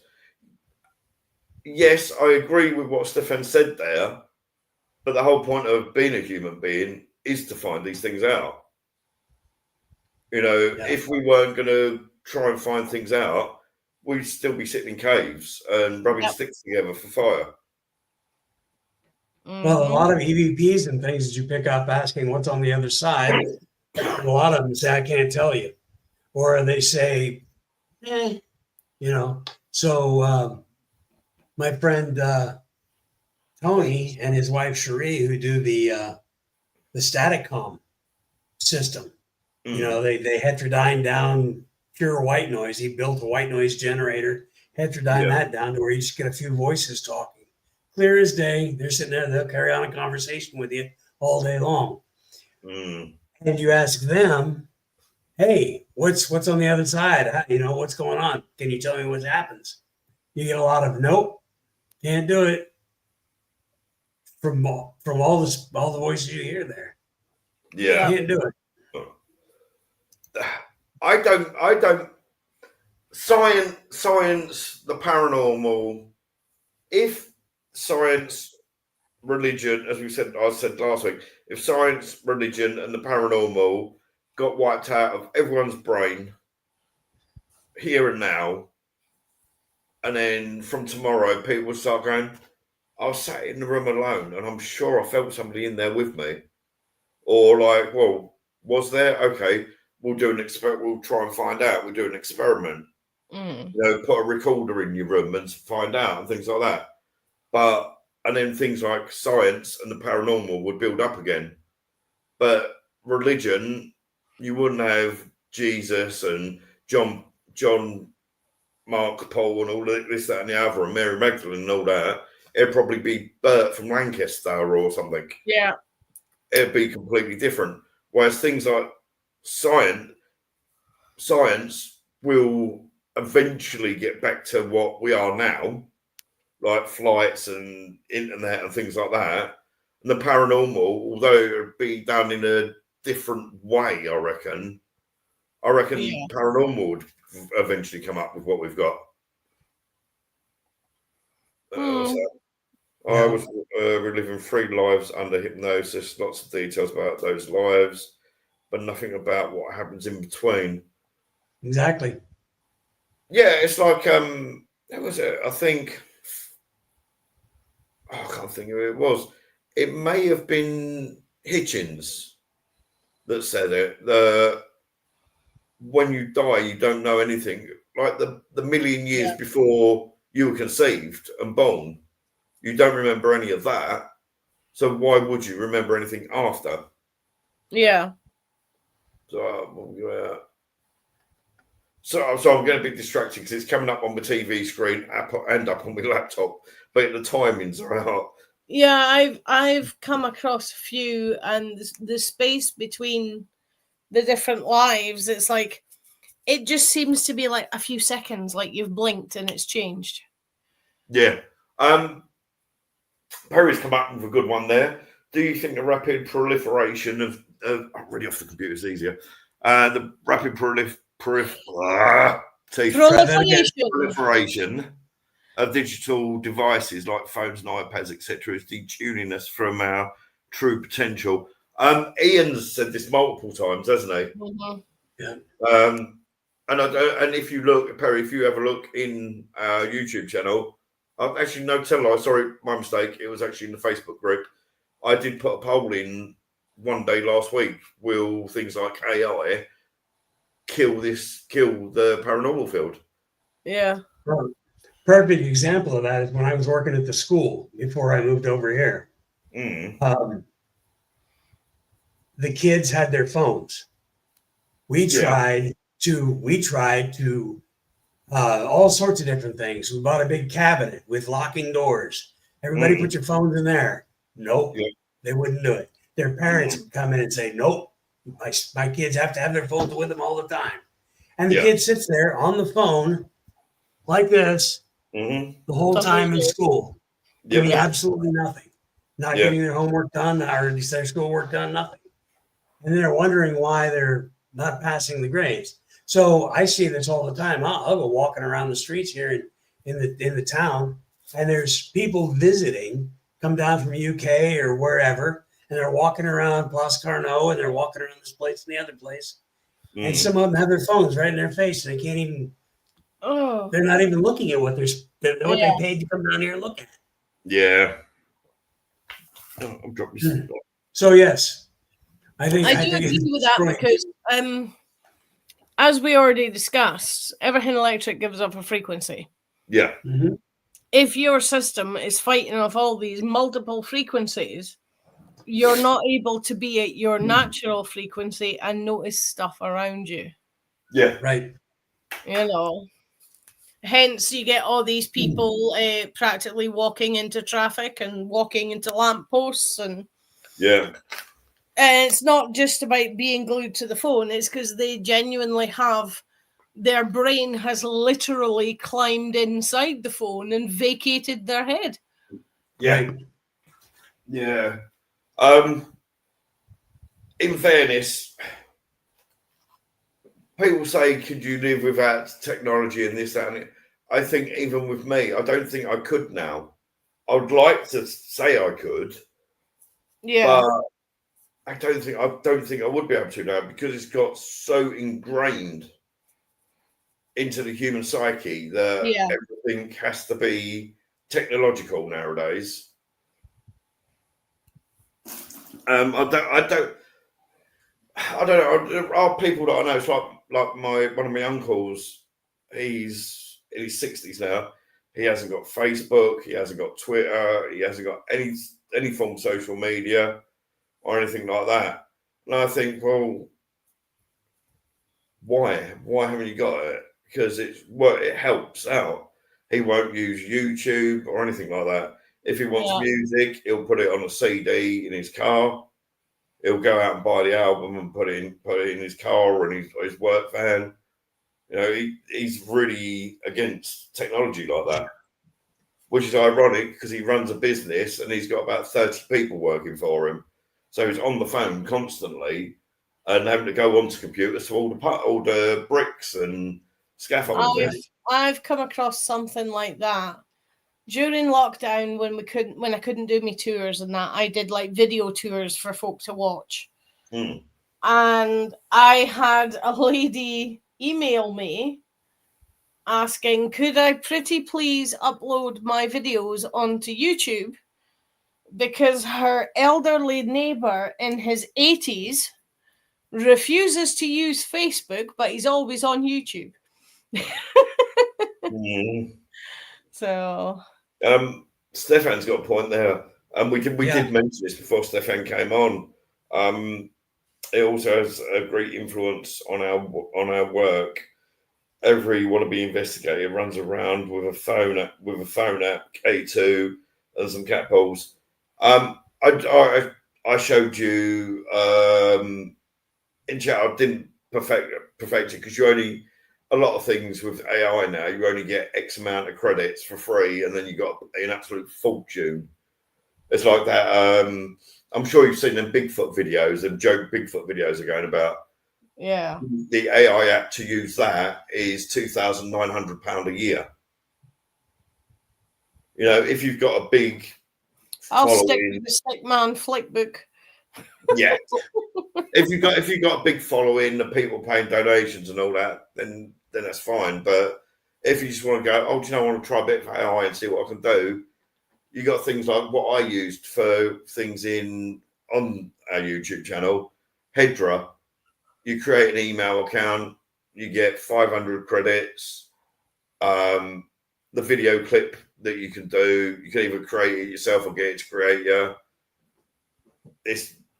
Oh, sorry, hold on, the cat's washing itself. I hate that noise. Can you stop it, Fred? But there's so many out there that you go through. He's looking at you as if say, but it's what I do. Oh, I don't like the noise. It sounds like someone slurping their cup of tea or something. It makes my skin crawl. But no, it's like I as I was saying, I tried to show in the group chat the other day.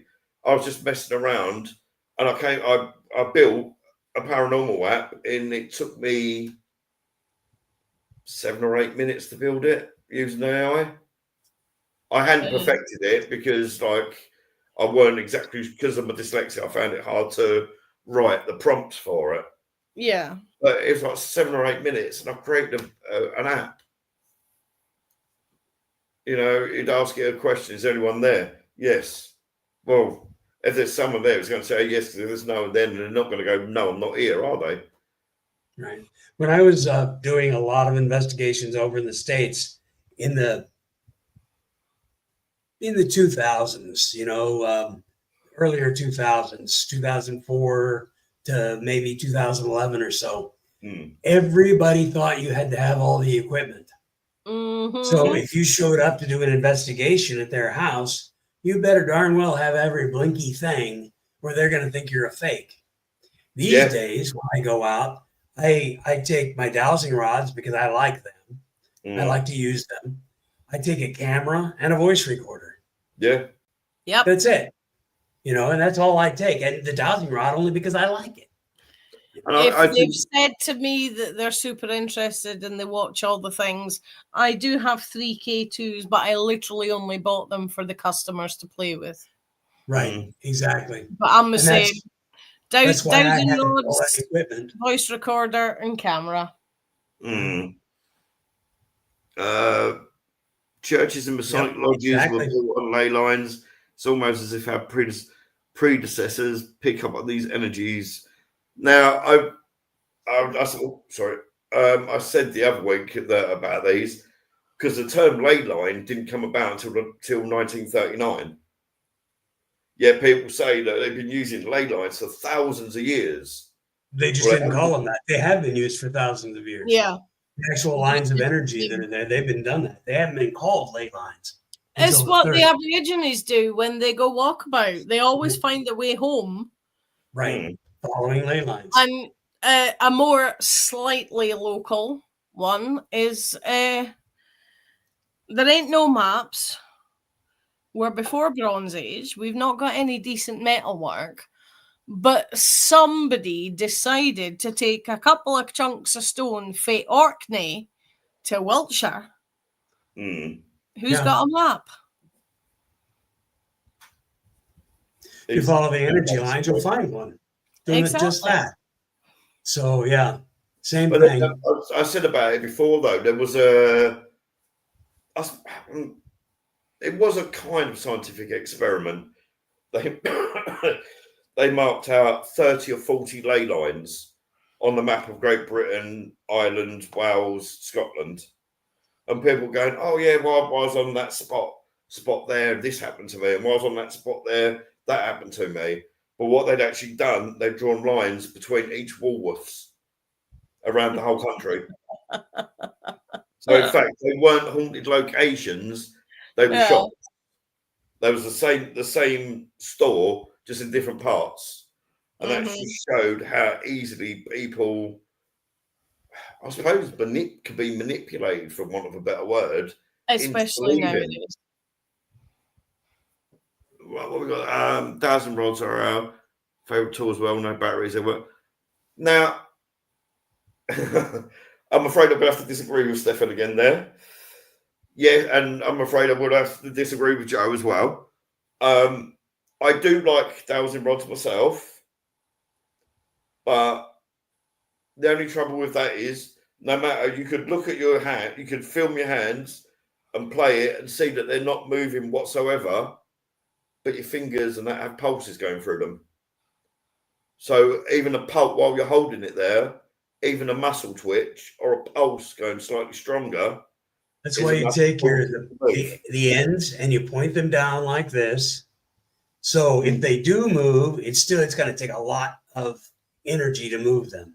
And you Yes, point them down like this, and you use them, they'll start swinging when you ask them to. See, Which way do I need to go to get there? Or yes or no, whatever. It'll do this. It'll open up. It'll close. It'll do all that stuff properly if you have the points facing down. If you do it exactly right up, yeah, I understand. You put it straight up like that, they're going to swing around and do all sorts of stuff. You put the tips down, and that adds that extra, I need something to move it. Yeah. Yeah, because gravity is helping you keep them. Eileen's made a fantastic point there. Life will always throw up mysteries to hold our interest. Yep. That could kind of hark back to what I was saying a few weeks ago. Like after death, do you get what you've grown up? If you believe that there's nothing there, then when you go, it is just black. If you're Christian, do you see Jesus? If you're Muslim, you see Muhammad and all that. And it is the mystery of what happens after. The only trouble is that's a mystery that can't ever, I don't think, ever be answered other than with personal experiences. Yeah. And Stefan, that's because of the energy that you're putting into it. You're putting energy into the rods to make them work. Yeah. One experiment I've done to try and take away the involuntary movements is with pendulums. Yeah. So you got the pendulum on a table and like these banana holders and whatnot. So it's hanging, and then ask it to show you the energy of the rock or the bit of wood or whatever you're putting under it. Hi, Chris. You put the bit of wood or the bit of rock or the crystal under it. You step back, and it starts registering the energy from the crystal. There's absolutely nothing moving it. Because you're not actually touching it. It's just gravity is holding it still, and you take the crystal back out from underneath it, and it stops. Whatever spirit happens to be you happen to be talking to. We did an investigation one time where you could feel a person in the room with us. And it was kind of a fun thing. We all went out, did dinner, went in to do this investigation of this place because this company was moving into these new buildings. They wanted to know if there was anything going on. So we go in there, and there's a guy in the office, in the first office we went to. So we're walking in there. We said, okay, let's try to figure out what your name is. So we started going, okay, let's do the alphabet. A, B, so we got to G. Okay, well, this being Southern California, I'm thinking Spanish or English. Let's see. And then went through the alphabet again and came up with a U. So Guillermo is the only thing I can think of. So I said, is that your name? And he went, yes, boom. So it was a quick, yeah. So, we talked to him for a while. He was a rancher, worked on the ranch that we used to be in that area. That's now all businesses. We got to a lot of things. We found out that he was married, he had kids, but he was also in love with this woman. Yes. Well, he never did anything with her, ever. They were just friends and they'd talk, but he was madly in love with her. When his wife died, then he started talking to her in earnest and things like that. So he wasn't ever cheating on his wife. But one of the ladies went into the ladies' room and she felt somebody in there. And it turned out to be this lady this guy was madly in love with. And it's like, okay, so why don't we get you two together? And, so you guys can cross over on, that kind of stuff, cross over together. And they couldn't do it. They couldn't move themselves to go to each other. There was no way they could do it. So we had enough people, we formed a line. I was just right outside, put a person inside, and then we had this line, everybody holding hands all the way around to the bathroom. And we had him go through all of us. And right next to me was one of the ladies, our historian's husband. He thought this was all total hogwash, didn't believe a single thing about it. And yet, when Guillermo went through the first person, came through me, went into Jeff to move along, Jeff's like, oh, the swear words he was saying and the total excitement and the total strangeness was amazing to see this guy doing. And it went all the way through the whole line, got to the other side, and we crossed them over together. See, now that's the thing. Yeah. I've said that for a while. If the whole point of spirit is to prove, for want of a better way of saying it, that we never die and that we're always around even after our physical deaths and all that. And if spirit energy and the earth and the universe and all that are made of energy, why is it that not everybody sees spirits? It's, the amount of energy around, and if in fact spirit is an energy, it should be like that episode of Doctor Who, Army of Ghosts, that at 12 o'clock every single day they all turn up. Mm-hmm. If there is spirit there, and this is where I can see it from the scientific side, if the spirits are there, and the whole point is to prove that Auntie Joan is still there after you die and looking after you still from the other side, well, why does Auntie Joan not come and prove it to you every single day? Mm-hmm. Yeah. I don't think the spirits are there all the time. I don't think every spirit is there. Mm-hmm. There are quite a few. My grandmother came through to me quite a few times after she died, but we used to talk about this stuff all the time.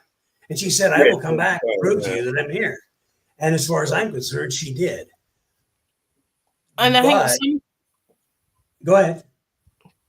I think sometimes, like one case I had multiple members of the same family all come for readings independent of each other. Neither one knew that any of the others had been. I think that's a really good point there. Member of the family died, and these were all coming for readings to see if that person was okay. Now, I saw this gentleman as a 6-year-old with one, as a 12-year-old with another, a 4-year-old with another, 16-year-old with another family, and 25 with a separate family member.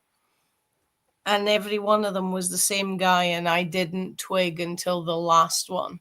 So obviously, they were showing themselves at the age that family member, something in their life at that particular age. Yeah, and I only twigged on the last one because he said something that he had also said to me when he was showing himself as a 6-year-old. And it's like, oh my God, this has been the same guy all the time. And then I did a little bit of Facebook spying, and I found out that they were all part of the same family and found out the backstory. And it's like, I was this close to actually saying to other family members, this one's been, that one's been, and that, but I didn't. I was this close to it though, because I thought it was amazing that this lad was able to come through at so many different ages. So I can see from the scientific sense that, like the IIG that I was saying about a little while ago, we've got 10,000 out there. If people, there's things I've spoken to Linda about in the past, there's Joe has spoken about in the past, and you've mentioned on things and all that have happened, and I've had experiences and things. So there's no doubtings there. But if spirit want to be proven, I know it's kind of almost like a case of like dance for me monkey sort of thing, but and no one wants to go, all right, I'm going to do what you say. But if the whole point of spirit is to prove that they are there and to prove that there is life after, why don't I go, oh, do you know what, fuck it, I'm just going to prove it just to shut everyone up for 5 minutes. I don't think the whole purpose of spirit is to do that. I think the whole purpose of spirit is to experience what they are experiencing. I think it's a whole learning thing. You go through this life, you wait for your next one, you choose your next one. As long as you're going through and learning each and every lesson that you need to learn through all these lives to become something that's useful later on. So, they're just, some of them are waiting. Some of them are stuck here for a little while until they figure out what they need to do and move on. I don't know. It's like, as Eileen said, a good friend of mine, Richard Felix, used to say in his spiels at the beginning of each of his ghosty nights, the minute we know all the answers, we're going to be bored out of our skulls. Right. Yeah. That would be true in the paranormal world. If we knew everything there was to do, go talk to a couple of more spirits and go, yeah, okay, well, I'm done with this, and move on. Exactly. I don't know. Except for Zach, he'll still be up finding demons in every building. It's got to be true, Joe, or otherwise it wouldn't be on television, would it? That's a good point. Good point. See, that's the thing that makes a lot of American paranormalists think that the Brits are picking on them. Because one of my things, and a few of my friends that do it as well, is no, it's not a demon. I know you're American. It's not. And it's like, oh, the three, it's the mocking of the Trinity. And it's like, 3 is the mocking of the Trinity. Okay. Yeah, Father, Son, and Holy Ghost. Mind, body, spirit. And when you go to your pal's house, knock on the door, what do you do? Yeah. Oh, yeah. I've in investigations all these years, my normal investigations, I've run across 2 that I thought might have been demonic. Yeah. All the rest of them, regular normal stuff. But like then I there say, are most of them that people think are demons are just grumpy ex-humans. Normal ghosts. Yeah. Yeah. I believe normal. Like last week, like my father was a complete arsehole, complete abusive piece of shit. And something tells me that if he came back as a spirit, he'd be exactly the same. Yeah. We have a family member who was similar. We have a family member who was similar to yours. And I've lost track of the amount of times we've gone to Spiritualist Church. And the reader will come up to us. Now, I've got this person for you. Can I come to you? And both me and my mum are like, no. Not interested. Move on. Just because it's that one family member. Very true, Eileen. Very true. It's just basically going for the excitement. Bring the audience in, make them sit on the edge of their seat.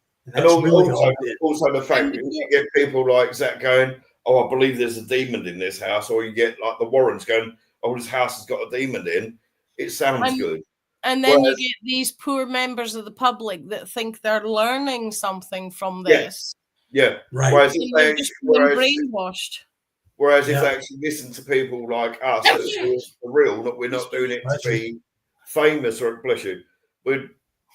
Something just went from that side of your screen towards your door then, Linda. No, it wasn't your shadow.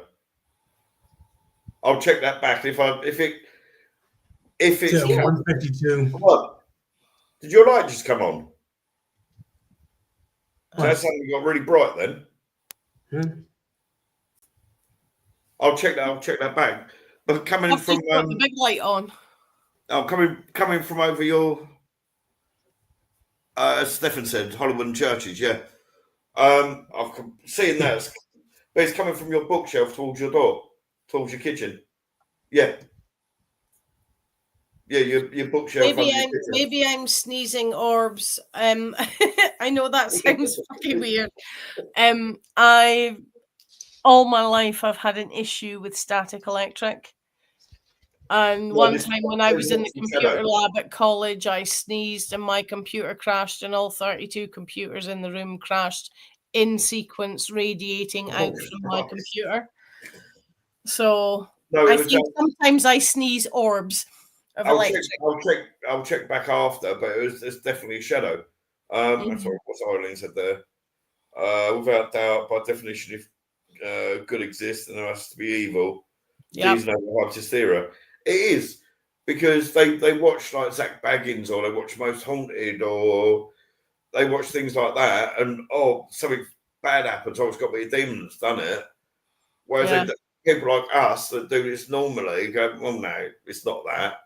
They won't believe us because of TV shows in Hollywood, and they forget the fact that until the Christian church bastardized it, demons were actually very neutral. They were neither good nor bad. They done what the person summoned them, requested. So if they summoned them for a good deed, the demon would do the good deed. If they summoned them for a bad deed, the demon would do a bad deed. It's like there's a lot of it. It's just attention seeking as well. Oh, right. I had one day a few weeks back. I came in from work. Now, some of you know that at my work we can get 200 people an hour coming through the shop, and there's only ever 2 or 3 of us on duty. So I don't get a chance to check my phone very often at work, which is understandable, right? I came home this one day. I've got 6 friend requests and 15 tags and private messages.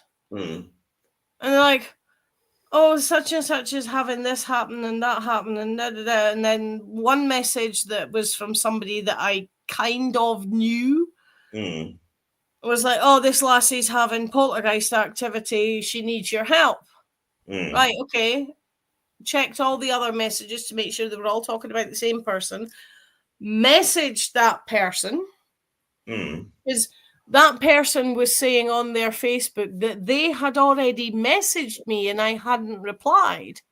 No, they hadn't messaged me. The first message in the conversation is me asking them, so what's happening? As it turns out, she never actually replied. She came back about a week later, and by this time somebody had already sent me the video of the poltergeist activity that was on their Facebook. And the video of the poltergeist activity is their son asleep in his bed. The light switches on and the door opens. That's it. I'm sitting there I'm waiting for the kid to levitate off his bed or something fly across the room. Something because cool. Of all these crazy messages I've been getting from Joe Public. And I watched the video and I'm like, oh, yeah, whatever. She finally came back to me. And she's like, what do? I says, well, you can smudge the house. I can come and do it for you. This is how much it'll cost you. Or I can send you instructions for you to do it yourself. And they're like, what does that do? And I'm like, well, that gets rid of any negatives that are hanging around. But if it's a family guardian, like grandma or great grandma or whoever, it's not going to move them along because they have good intent. Yeah. Right. I never heard from her again. And I had so many of these other people messaging me weeks and weeks after the fact. So how did it go? How did it go? Did you get rid of it? Da, da, da, da, da. And I just had to start ignoring these messages because I didn't want to tell the entire world that the person was just attention seeking. There was one I had when we done our UFO meeting and Joe done our UFO live stream. I ended up having to block her because the amount of messages that were coming through were unbelievable. But she's going, oh, a UFO came in the garden. Look, you'd be able to see there's a light behind the fence. That's the light off the UFO. And one of them walks across the garden. And you can clearly see it's an out of focus cat. It's got to the point. Normally, I would have just been rude, but I thought I just really can't. She's clearly got. Go on. You can't be rude to people, even though you can see it's an absolute.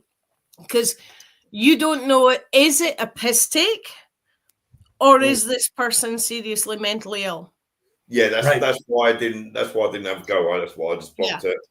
But I've with the scientific thing of people sitting down in a lab situation and doing like different experiments and things like that, none of them have ever been proven. Well, there might be something here. Every single time it's been 100%. No, it's nothing. It's chance. You know, it's like a coin flip. You got 50-50 chance. You can say, well, someone can say I'm psychic, and I can say what coin it is, what side of the coin it's going to be every single time. and they could get it right every single time. But Yeah. you've got a 50-50 chance of guessing. And all they need to say is, well, I didn't guess it. I told you what the point was going to be. That's one of the ones that bugs me. Being a reader, as I like to call myself, because I hate the word psychic. I hate the words. I hate all the words associated with psychic and mediumship. That's why I call myself a reader. I get so many folk. Oh, I'm a medium. What coin have I got in my hand? And all the rest of it. And I'll be like, well, I don't know what coin you've got in your hand, but you have to go and see the doctor about that left knee. But because I couldn't tell them about the coin in the hand, I'm a fake. Right. But then 3 weeks later, when they've been to the doctor to see about that left knee, their friend is the one that messages me to say, you're right. You know, because the person involved just went, oh, no, you couldn't do the coins, so you're a fake. Aye, whatever. Yeah. Hold on. Stefan's made a good point there. 2 seconds. Because what Stefan said there, I have actually done this experiment in one of my previous groups. When There's I a had ghost in Paranormal the Whispers. circle. There's a ghost in the red circle. Some emergency? Yeah, there's a ghost in that circle. And the fact is, in most of these pictures, if you have to draw a circle around it to point it out, why bother? Yeah. You know, it should be something that's obvious that you see. You go, wow, okay. But if you got to draw a circle around it, no. Yeah. Yeah. Fully agree. I'm just quickly trying to look, see if I've still got it in my folder. Because what Stefan said there, when I had Paranormal Whispers, I did do this as an experiment. Let me see if I've still got it. One of your experiments where you do something, put it up and say what it is, and yeah, if I can find it, I'll oh, hang on, wrong. No, that's not the one I wanted. This is the one I wanted. Yep, that's the one I wanted. Found it. Right, hold on. I've got to try and get it to upload. Stefan made a really good point there, and I'll share image. Right, hopefully this has worked. Right, there. Just a random action scene from any old random film. I've just put a circle around the crane. Circle around the most innocuous thing there. You got explosions, you got people running, you got an aeroplane, you got all sorts of things going on there. What's the first thing you look at? Circle. Yeah. It's something different. It shouldn't be in the picture. So you're going to look at it. Yeah. Yeah. So as Stefan said, yeah, I fully agree with him there. But it's like there's a well-known. I'm trying to think how to word this without it sounding, because it is bad, but I don't want to sort of like put a bad name onto the group. But there's a very famous paranormal team, and they're named after a certain thing. Is your dog around? No. Right, here's another timestamp for you, because I'm hearing. Okay, if joking. Sorry, carry on. I just wanted to point that out before it got too much further in. No, she's asleep. She's asleep with her head on weights over the other side of the room. Yeah, I can't make up my mind if it's whispering or if it's dog counting. It's kind of half and half. Oh, I'll have to check that out. Oh no, she's because I've talked about her and Ian's not there. She's got the ample walls and got on the sofa. Yeah, no, there's a very famous paranormal group out there, and I'll just say that they're named after the thing at a sink that water comes out of. Oh yeah. Now there was a group. There was a group on Facebook that claims that they was part of the team, and it was a. Oh yeah, I've come across one of them too. I've spoken to a former investigator that was in that group, because I've actually done. I was lucky enough to be one of the people he done a very rare interview with. And he said, and he confirmed I had no link to it whatsoever. But there was an image put out of a grave. There was clearly a ghost app used when ghost apps were about. Oh yeah. Because and other people had seen the exact same image of the little girl in that particular type of clothing in multiple other people and multiple other pictures. And people were so adamant that it was real. Somebody actually said, you either admit that it's a real picture of a real ghost, or I'll come round there and I'll gang you with my friends. Hello, is that the police? I'd only been in the group a day, well, not even a day, and I soon left. Yeah. So, yeah. But that's how funny.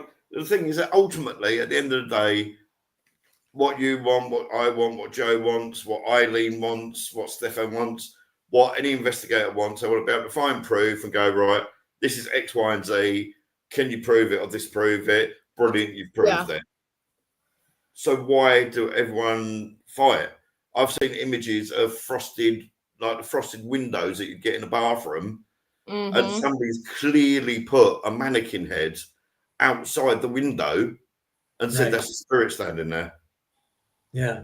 Why? About 5-6 years ago, I was sitting here and I ended up doing a Facebook Live from my phone because my bathroom door, the top half of it is a glass panel.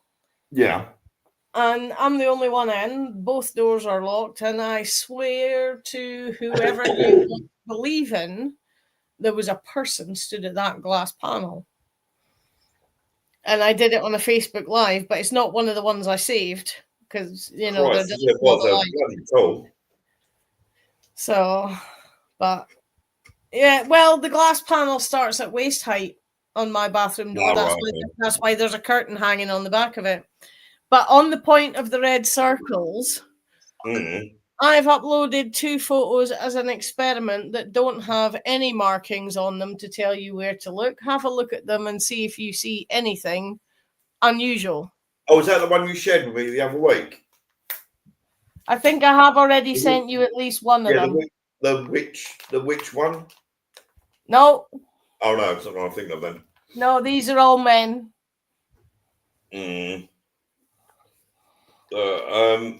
Stefan's made a good point there, or how orbs happening and the arguments and stuff. Oh, I've said this before, and I laugh anytime I happen to come back. When they come back and say, "But I hoover every day."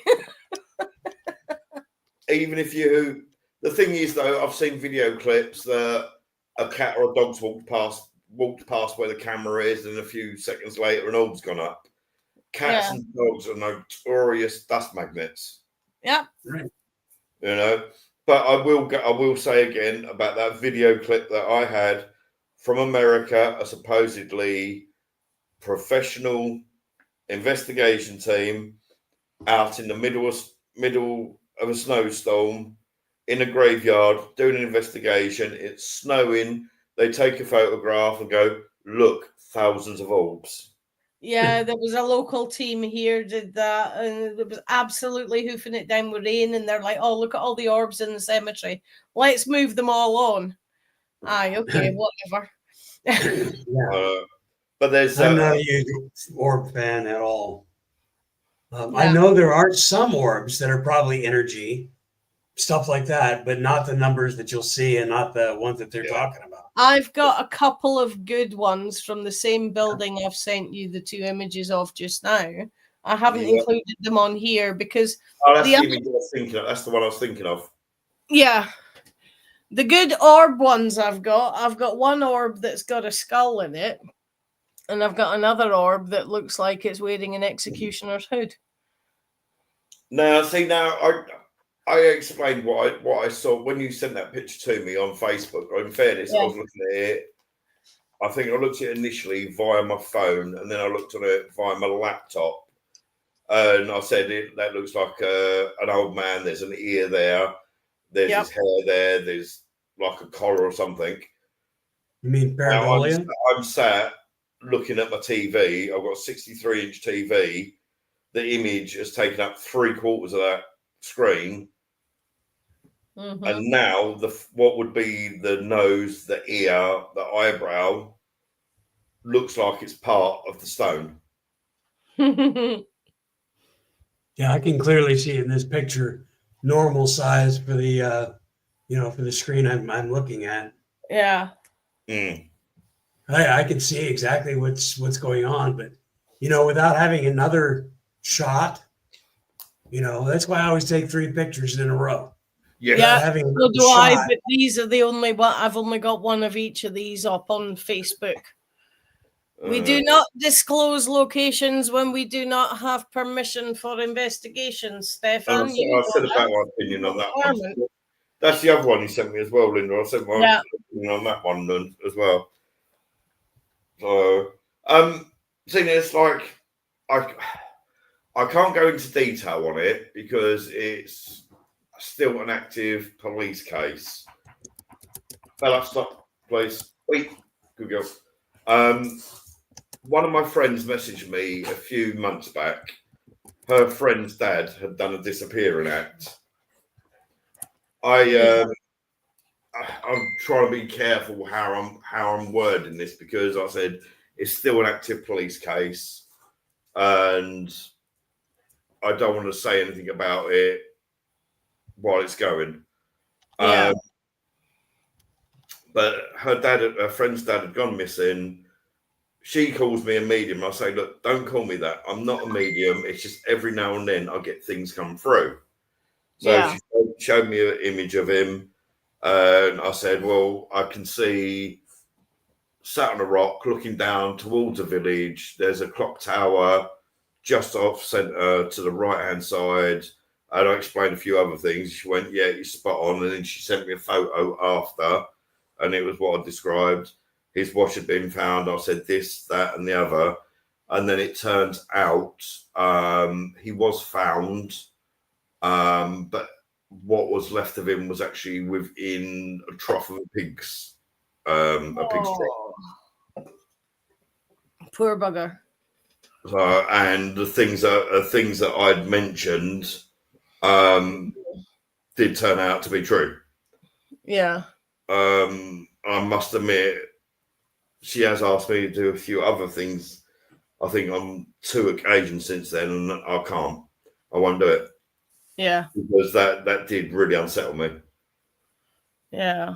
Now, was that spirit telling me, or was it just the fact that, well, someone's gone missing, there's no evidence of where he is, all of his stuff was found hidden under a rock, and I've added 2 and 2 together and came up with 4. So, it's kind of hard to tell. Yeah, it's funny. I mean, I've had a few ask me to help find things. The only one I was able to find alive was a dog. And they found it, they got photos of it, or people around them got photos of it, but they couldn't get hold of it, and the poor thing's still running wild. So it makes me wonder what's going at home, that they all saw it and it doesn't want to come home. So as Eileen said, it's a waste of breath talking to someone convinced that they see orbs that clearly is not. Yeah, that's true. It is. I mean, I've got hundreds of orb photos, but there's only 2 that I would count as being something other than dust or bugs. See, there was some years back, there was a real influx of rods. Yeah. The rod pictures being put around. And, oh, no, it's definitely not an insect. It's not this. It's not that, blah, blah, blah. Science did step in and used, I think they're the phantom cam, and it was moths. Yeah. So yeah, because the pattern of the wings, something paranormal. the pattern of the wings, literally doing the hoop, Mm. and then the body is moving. Yeah, to so it looks pass like one through the thing. shutter. Yeah, yeah. Because I had somebody in Australia who used to claim that they used to get them on a regular, almost nightly basis when they was out there at their campfire. Really? Well, yeah, you would. You're outside in the outback with a fire. But they wouldn't take the fact that it wasn't a bug. They just would not accept the fact. Yeah. Even when I sent them the study of the scientists proving that they're bugs. Mm-hmm.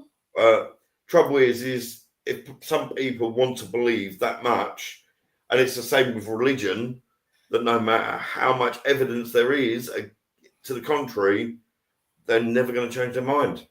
It's that it's one of the things that one of my friends, whose name I won't mention because I know a lot of you don't like them because of the media stuff. For the believer, Yes, I've seen a lot lately, Eileen, yeah. For the believer, proof is not necessary. For the skeptic, no proof is possible. Yep. That is so very true.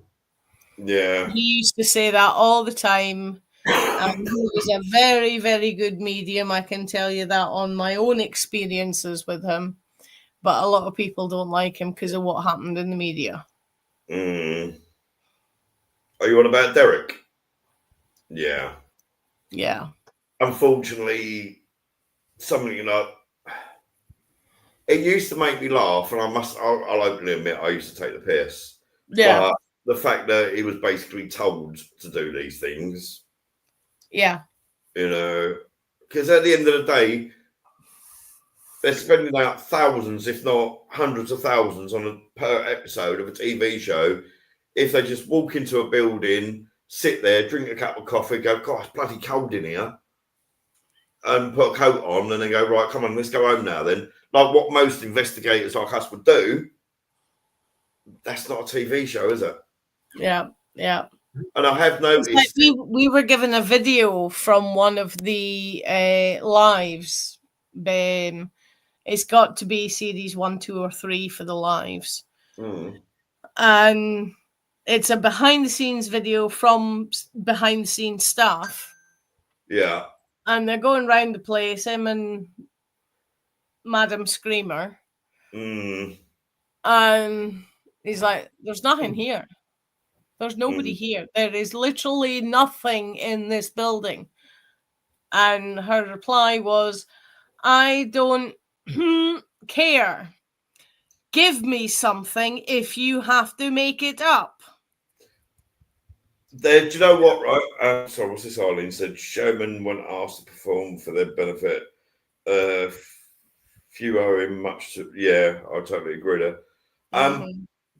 Saying that on YouTube, I don't know if it's there anymore because it's probably been taken down for legal reasons. Yeah. But there's a certain blonde-haired lady from the same TV program. She's just walked off a stage on one of their live shows.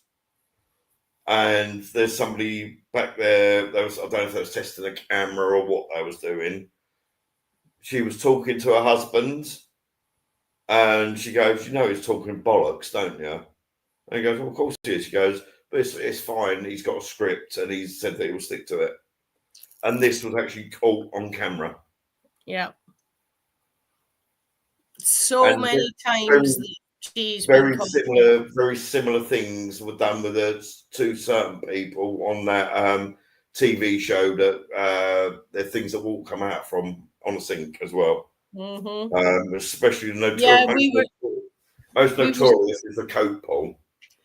We were sent a video from the Queen Mary from a member of their behind the scenes crew as well, where you can actually see Mr. J sneaking in the other door of the room on the Queen Mary and pulling the doozy, where he thinks is off camera, but he doesn't realize there was 2 cameras in the room.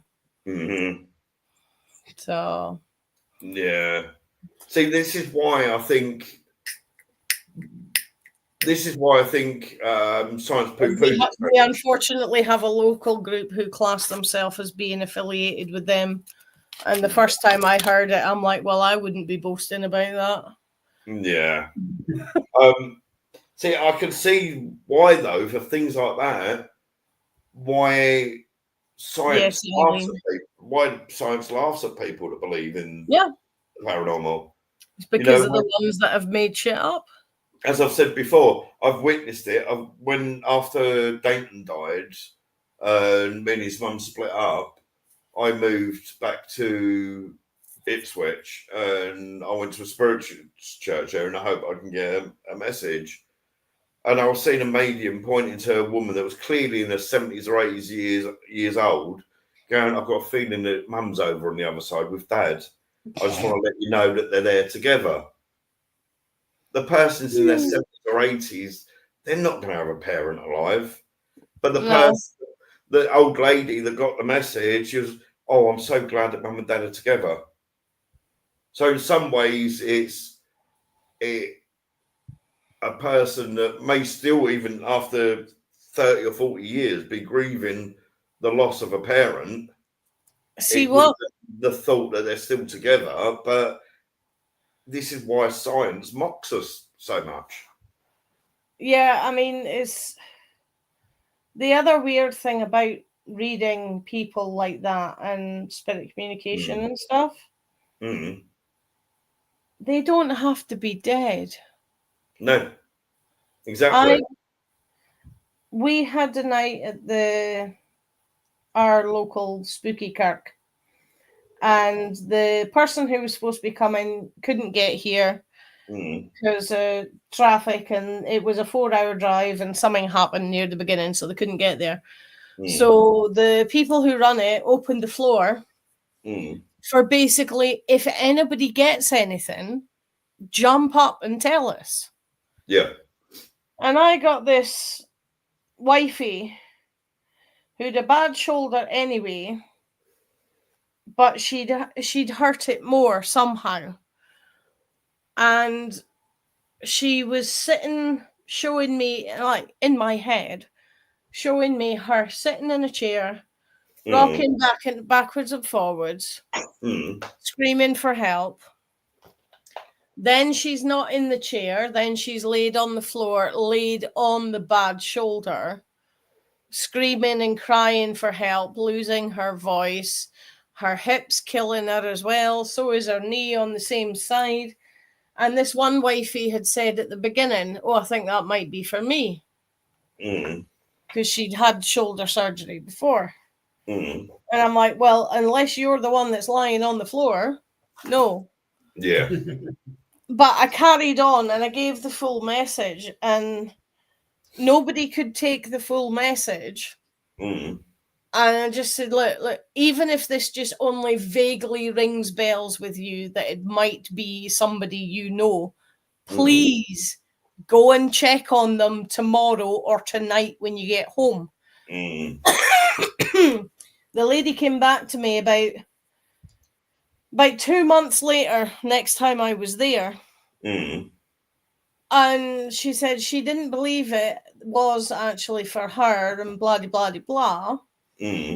But then when she got home, her son phoned her to ask her how Spooky Kirk went. And she told him what I had said. And he's like, that sounds like my neighbour. But she's still alive. Yeah, and see, people automatically assume when you go to a spiritualist thing like that, that there automatically is always going to be somebody that's died that they're talking to, but it isn't. It's somebody that you may have not had contact with for weeks or months or years, and somebody in spirit just wants to make you think of the person again for a reason. Even though it was late, he went round to his neighbour's house. It's the house is in darkness, the curtains are all open, but you can see movement. He does have a key because she's a poorly person. Yeah. He let himself in. She'd been trying to change a light bulb with her good arm, fell off the chair she was standing in, and had broke the arm that was already healing from the bad arthritis issues she had. So, and she had been there for 2 days. So, and it's like, even when I've done readings for people and it's like, oh, right, there's somebody here and I'll describe them. They'll be like, he's not dead. He's not dead. And I'm like, no, he doesn't need to be. He just needs to be unconscious. He could be asleep on the couch in front of the telly. They just need to be unconscious to contact somebody who can do that kind of weird stuff. Yeah. So you get the ones that go, you know, and this is another reason why scientists mock people believing in the paranormal. They'll go, like Colin Fry, for instance, he'll go, I feel that there's either a Gary or a Harry that's around me. How many people know somebody called Harry or Gary? Or Barry? Or Barry, you know. It's Larry? Yeah. And there's so many videos on YouTube even that mentalists like Matt Dillahunty, for instance, he's a mentalist. He shows you exactly how they do it. You know, whether the person's intentionally, and a lot of the time, when you go, you sign these to get for these tickets to go to these sort of shows. You got to put loads of information in, and then there's like a whole team that are on the internet trying to find out as much about you as they can. Yeah, that's why John Edwards stopped doing live shows. Because too many people were reporting about it. Yeah, you got caught out. Yeah. So I believe as well. Recently, it was the anniversary of Colin Fry, wasn't it? Yeah. So, right, what are we going for next week, guys? Any suggestions from the gallery? Let's see if anyone comes up with any suggestions. The poll idea that Joe had of putting onto YouTube channel, we're getting some interaction. We're only getting 5 or 6 votes, but people are starting to notice. Yeah, exactly. Eileen's made exactly. Yeah, it's Jimmy or Willie in Scotland with breathing. And the breathing difficulties are usually because of them. Yeah, or you may get a medium go. I feel there's somebody that passed away because there was a smoker in life and they got added emphysema and got cancer. There was one time I was pushed into doing platform mediumship, and I'll never do it again because I don't like it. I can read the building like that. I can't get contact like that. So I'm in this hall. There's about 90 people. And I'm like, right, I've no idea who I'm coming to, so I'm going to do it like bingo. If this rings a bell for you, stand up. And it's like, a man in his 70s. Thanks, Barry. Navy uniform. Whether it is the navy or just navy coloured, I'm not sure. Navy uniform, silver wings, flat peaked cap. So higher ranking officer. Dodgy right knee. There's a cloud on the left side of the chest. I don't know if it's heart or lungs. And this is how I went until I was finally left with just one person stood up. You know, and I felt, because I had to do it like that, I felt like I was being a fraud. But as I say, I've never, ever said I could do platform mediumship. I was pushed into it that time, and I hated it. I don't mind every now and again if I get a wee flash when I'm at the spooky kirk. I will do the can I jump up? I've got something to say for somebody. But I would never ever say I can do platform mediumship because, as far as I'm concerned, I can't. So you I can read it like that, but not people. Sorry, Joe. I'd love to be able to do the missing persons, find where missing persons are, and give clues to that. That to me would be absolutely fantastic. I mean, I've been seeing missing kids and 20s like people. Tons of them show up on my Facebook page all the time. Yeah, it's like, oh, come on. But with with the mediumship side, somebody that you could go do a bit of rostrum work and go, right, I feel there was a blonde-haired lady. She must have been about late 60s, early 70s when she passed through illness. How many people in that room are going to have a blonde female family member that passed at that age due to illness? Probably most of them. What I like is when I get an illness thing, like that's cool. Just because it's already been mentioned, the breathing thing. I don't know if it's because I've spent half of my life in and around the NHS as a customer, or what, or if it's just because I'm a frustrated healer. But I'll get the symptoms, so it'll be like, right, there's a breathing issue. Yeah. It's not the lungs, it's this bit here. So it's the bronchia, so it's bronchitis or whatever. Or sometimes I'll feel there's a mass in the neck, in the throat, or in the chest, or whatever. They give me a symptom, so it's not just breathing difficulties. You know, I do get symptoms that but like I say, I think that's probably because I've just spent most of my life with something wrong and taking medication and I knew. See, now I often look at mediums and tarot readers and that on TikTok, and on like if I come across them on Facebook. In fairness, a tarot reader, or especially those that do the zodiacs, I'm not a big believer. 9 times out of 10, I've been lucky enough to get a message come through from the medium on TikTok, and to be honest with you, it's things like, oh, you know, I feel you've got family members that have died and are on the other side, and you're finding life hard at the minute, and you're in pain. Christ, Darren Brown could give you that kind of reading. Exactly, mentalist. I'm over 50. How many people? Oh, sorry, 2 seconds. My alarm. For some reason, I set my alarm for 10:30. How many people over the age of 50 can say, I don't ever have any pain in my body whatsoever? You know, over 50, you're going to either have leg pain, back pain, or shoulder pain. Yeah. You know, they can pin it down. Yet the other, must be 2 months ago now, I found one that I came across by sheer luck. I thought it's going to be exactly the same. However, and I've never put any about this on TikTok, but she came across about my sister Sharon, that committed suicide, and she was in a coma for a week before she died. At the time, I was on the Free Network, and when they first came out, they were shit. Yeah. My mum had been trying to get hold of me, because me and Sharon were really close. Yeah. Oh, it's a bloody cat for words there for a minute. She'd been trying to get hold of me, leaving messages, but the phone weren't letting me know that she was in hospital or anything.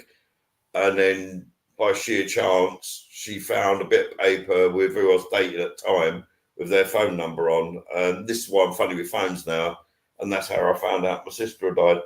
But this medium was said that, it was a couple of days after her birthday. She committed suicide a week after her 20th.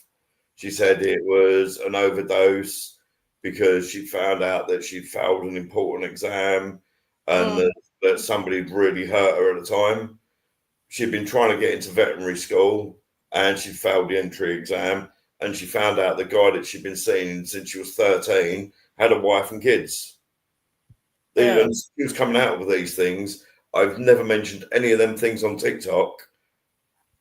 And then that makes you think, right, okay, what the fuck? Yeah. There's things that there's conversations that me and Sharon had. It's like excuse me, like the woman said, you used to sit in a coal bunker and have a fag. Now, Sheen and my mum didn't know that Sharon smoked, and in fairness, it was me that started her off. And she had, in the house that she was in, she had all the indoor toilets and things like that. but out the back she had what was a coal shed and what used to be an outdoor toilet. And we used to hide in the outside. I used to stand out in the garden because even though she was a smoker, she wouldn't allow it in the house. I used to stand against there, and Sharon used to hide in the bunker. How the hell would a woman have known these things? Yeah.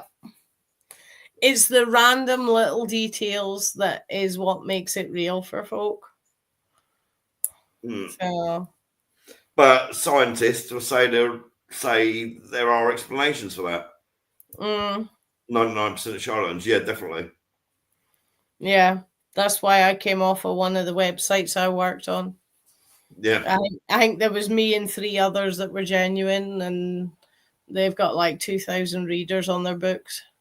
But most of them sort of things are all scripted. Yeah. And it's easy to write They're basically on the big websites. They're basically used car salesmen. They're selling you unicorns and love hearts. Yeah. Yep. And how easy is it? You know, you can easily say, I've got a feeling that you've been having a few problems with money at the moment. The whole planet is in recession. Who's not? I've actually had some where that's the first thing that's come up, and it's like, look, I'm not being funny, but from the first 3 cards, I can see you can't afford this, so I'm just stopping it. So you shouldn't be on here. Use your money for better things. Stop throwing it away on these websites. And I think that's partly why admin were always on my back. Right, Stefan say, night night, folks, been an interesting night again. We try to keep it interesting for you. So, well, except Ian. I mean, come on, Ian. He's not even here. This is when he pops up in the chat and goes, I think he's in Ireland at the minute, isn't he? I think so, yeah. He says the internet's not working very well, so he's not got a good signal. Oh, I don't know. So what we got, right, no one's actually commented. So what are we going to go for next week? I don't know. So Joe gave me a list the last couple of weeks, and I've chosen ones off the list, but I think someone else can do that this time. Well, we can scrub off religion and the paranormal. Yeah. We've touched upon that tonight. So we can scrub that one off the list, which is a shame, really, because that would have been fun. Yeah, but it's trying to pitch the balance where it's fun, but we don't want somebody crucifying us on the internet because of stuff we've said, and you know how folk are. Yeah. Especially me, they'd probably have me burned at the stake. Oh, that reminds me, I've got steak. Well, let's think about it over the next couple of days and see what we come up with. Yeah, well, can do. Because no one in the thing's given any suggestions, so we'll do that. But no, tonight has been actually really good. Actually,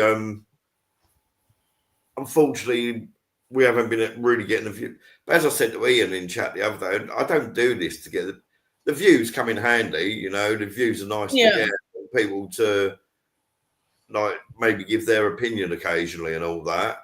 But I do it because I just absolutely love talking about it. Well, yeah, that's it. You know, the whole point is exchanging views and stuff. Yeah. No, Eileen. I hope you had fun, my dear. Right, yeah. No, we'll choose. We'll choose. We'll come up with something this weekend or something, or even earlier. Oh, brilliant! Appreciate that, Cole. Thank you. Colin. Cheers. So, has he got his new car yet? He has. Brilliant. But it's an automatic. I think he's used to it now, but the first couple of weeks was a nightmare, apparently. Oh, nightmare of cars. Oh, poor Heidi. Jesus Christ. She got her car 3.5 weeks ago. She spent nearly £1,000 already on trying to get it repaired. She took it to John Gross Ford in Ipswich. I can't remember if it was yesterday or the day before. Apparently the power fuel pump or something's gone, and they want £3,860 for it. For a 750-pound car. She only paid 700 quid for the car. That'll be why. So she's now she's had to, because obviously CJ's back to school today. She's had to get a rental car, and that's costing her 60 quid a day. Which is costing her a fortune, and she's got 3 cars. Well, in fairness, the S-Max is still at fault. She hasn't been able to get that back.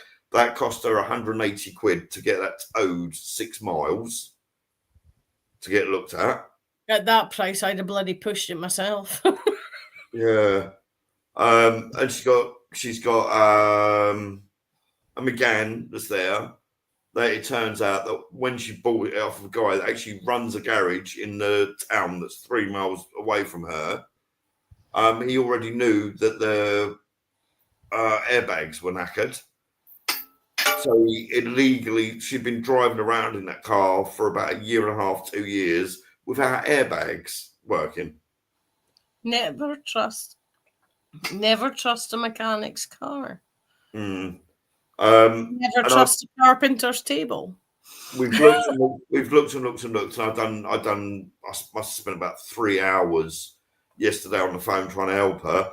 And the airbags for that particular model of car, they no longer make. So unfortunately, kids were in tears last night because she's got to scrap the car. And she's been and the other car that she's got is an Astra. The door handle started playing up, and then the outside one started playing up, so the door on rear passenger won't open. So of course that's failed its MOT. So she got 3 cars, and CJ's school's 12 miles from the house. So it's not as if she can walk. There's a new person in chat I've never seen before. Yeah. Believe in naturalism or occultism. I'll let you guys answer that one.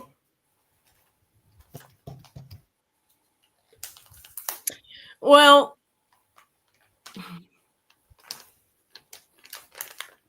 occultism by definition could be anything where you believe some kind of creed. Yeah. So those who are Christians technically believe in occultism. Naturalism, well, to me, naturalism is what? Smack it and see. Yeah. Pretty much the same as me with computers. If I press a button and it don't blow up, then therefore I've done something right. But no, it's been absolutely fantastic tonight. Unfortunately, I can't. I've got something flash out on my screen, so I can't actually see what it is. There we go. Right, fine. What is evil? In fact, what is Satan? Satan is an invention of the church. And by definition, if you're using a dictionary, evil is the opposite of good, the opposite of beneficial. Also, the Bible states that God boasts that he was the one that created evil. Also, the fact that in the Bible, Satan only kills 10 people after being told to kill them. Yet he's the one that's the bad guy. Yeah. So I think there's too many shades of grey for both sides of that argument. Yeah. Every good thing has a tinge of negativity, and every negative thing has a tinge of possibility.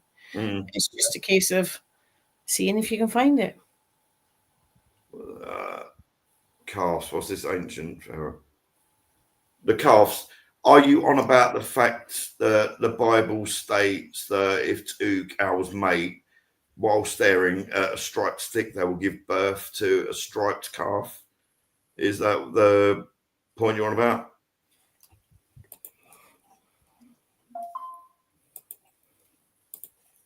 I'm not sure if that's what they mean, but we have touched upon this evening.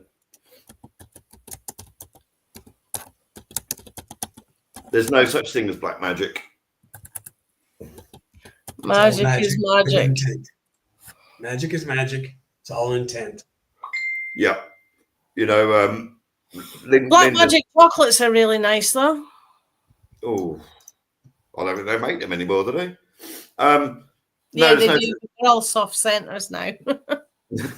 There's no such thing as black and white magic. It's all to do with intent. Linda has practiced magic most of her life. Mm-hmm. She calls herself a witch because she practices. That's her thing. Linda could be in a great mood now and do something really nice for me. Tomorrow she might wake up with a headache, be in a bad mood, and do something nasty. It's all intent, as Joe said. Yeah. It's not, and it's the same as everyday life. If you think you're going to have a shit day, you're going to have a shit day. Yeah. So. Yeah.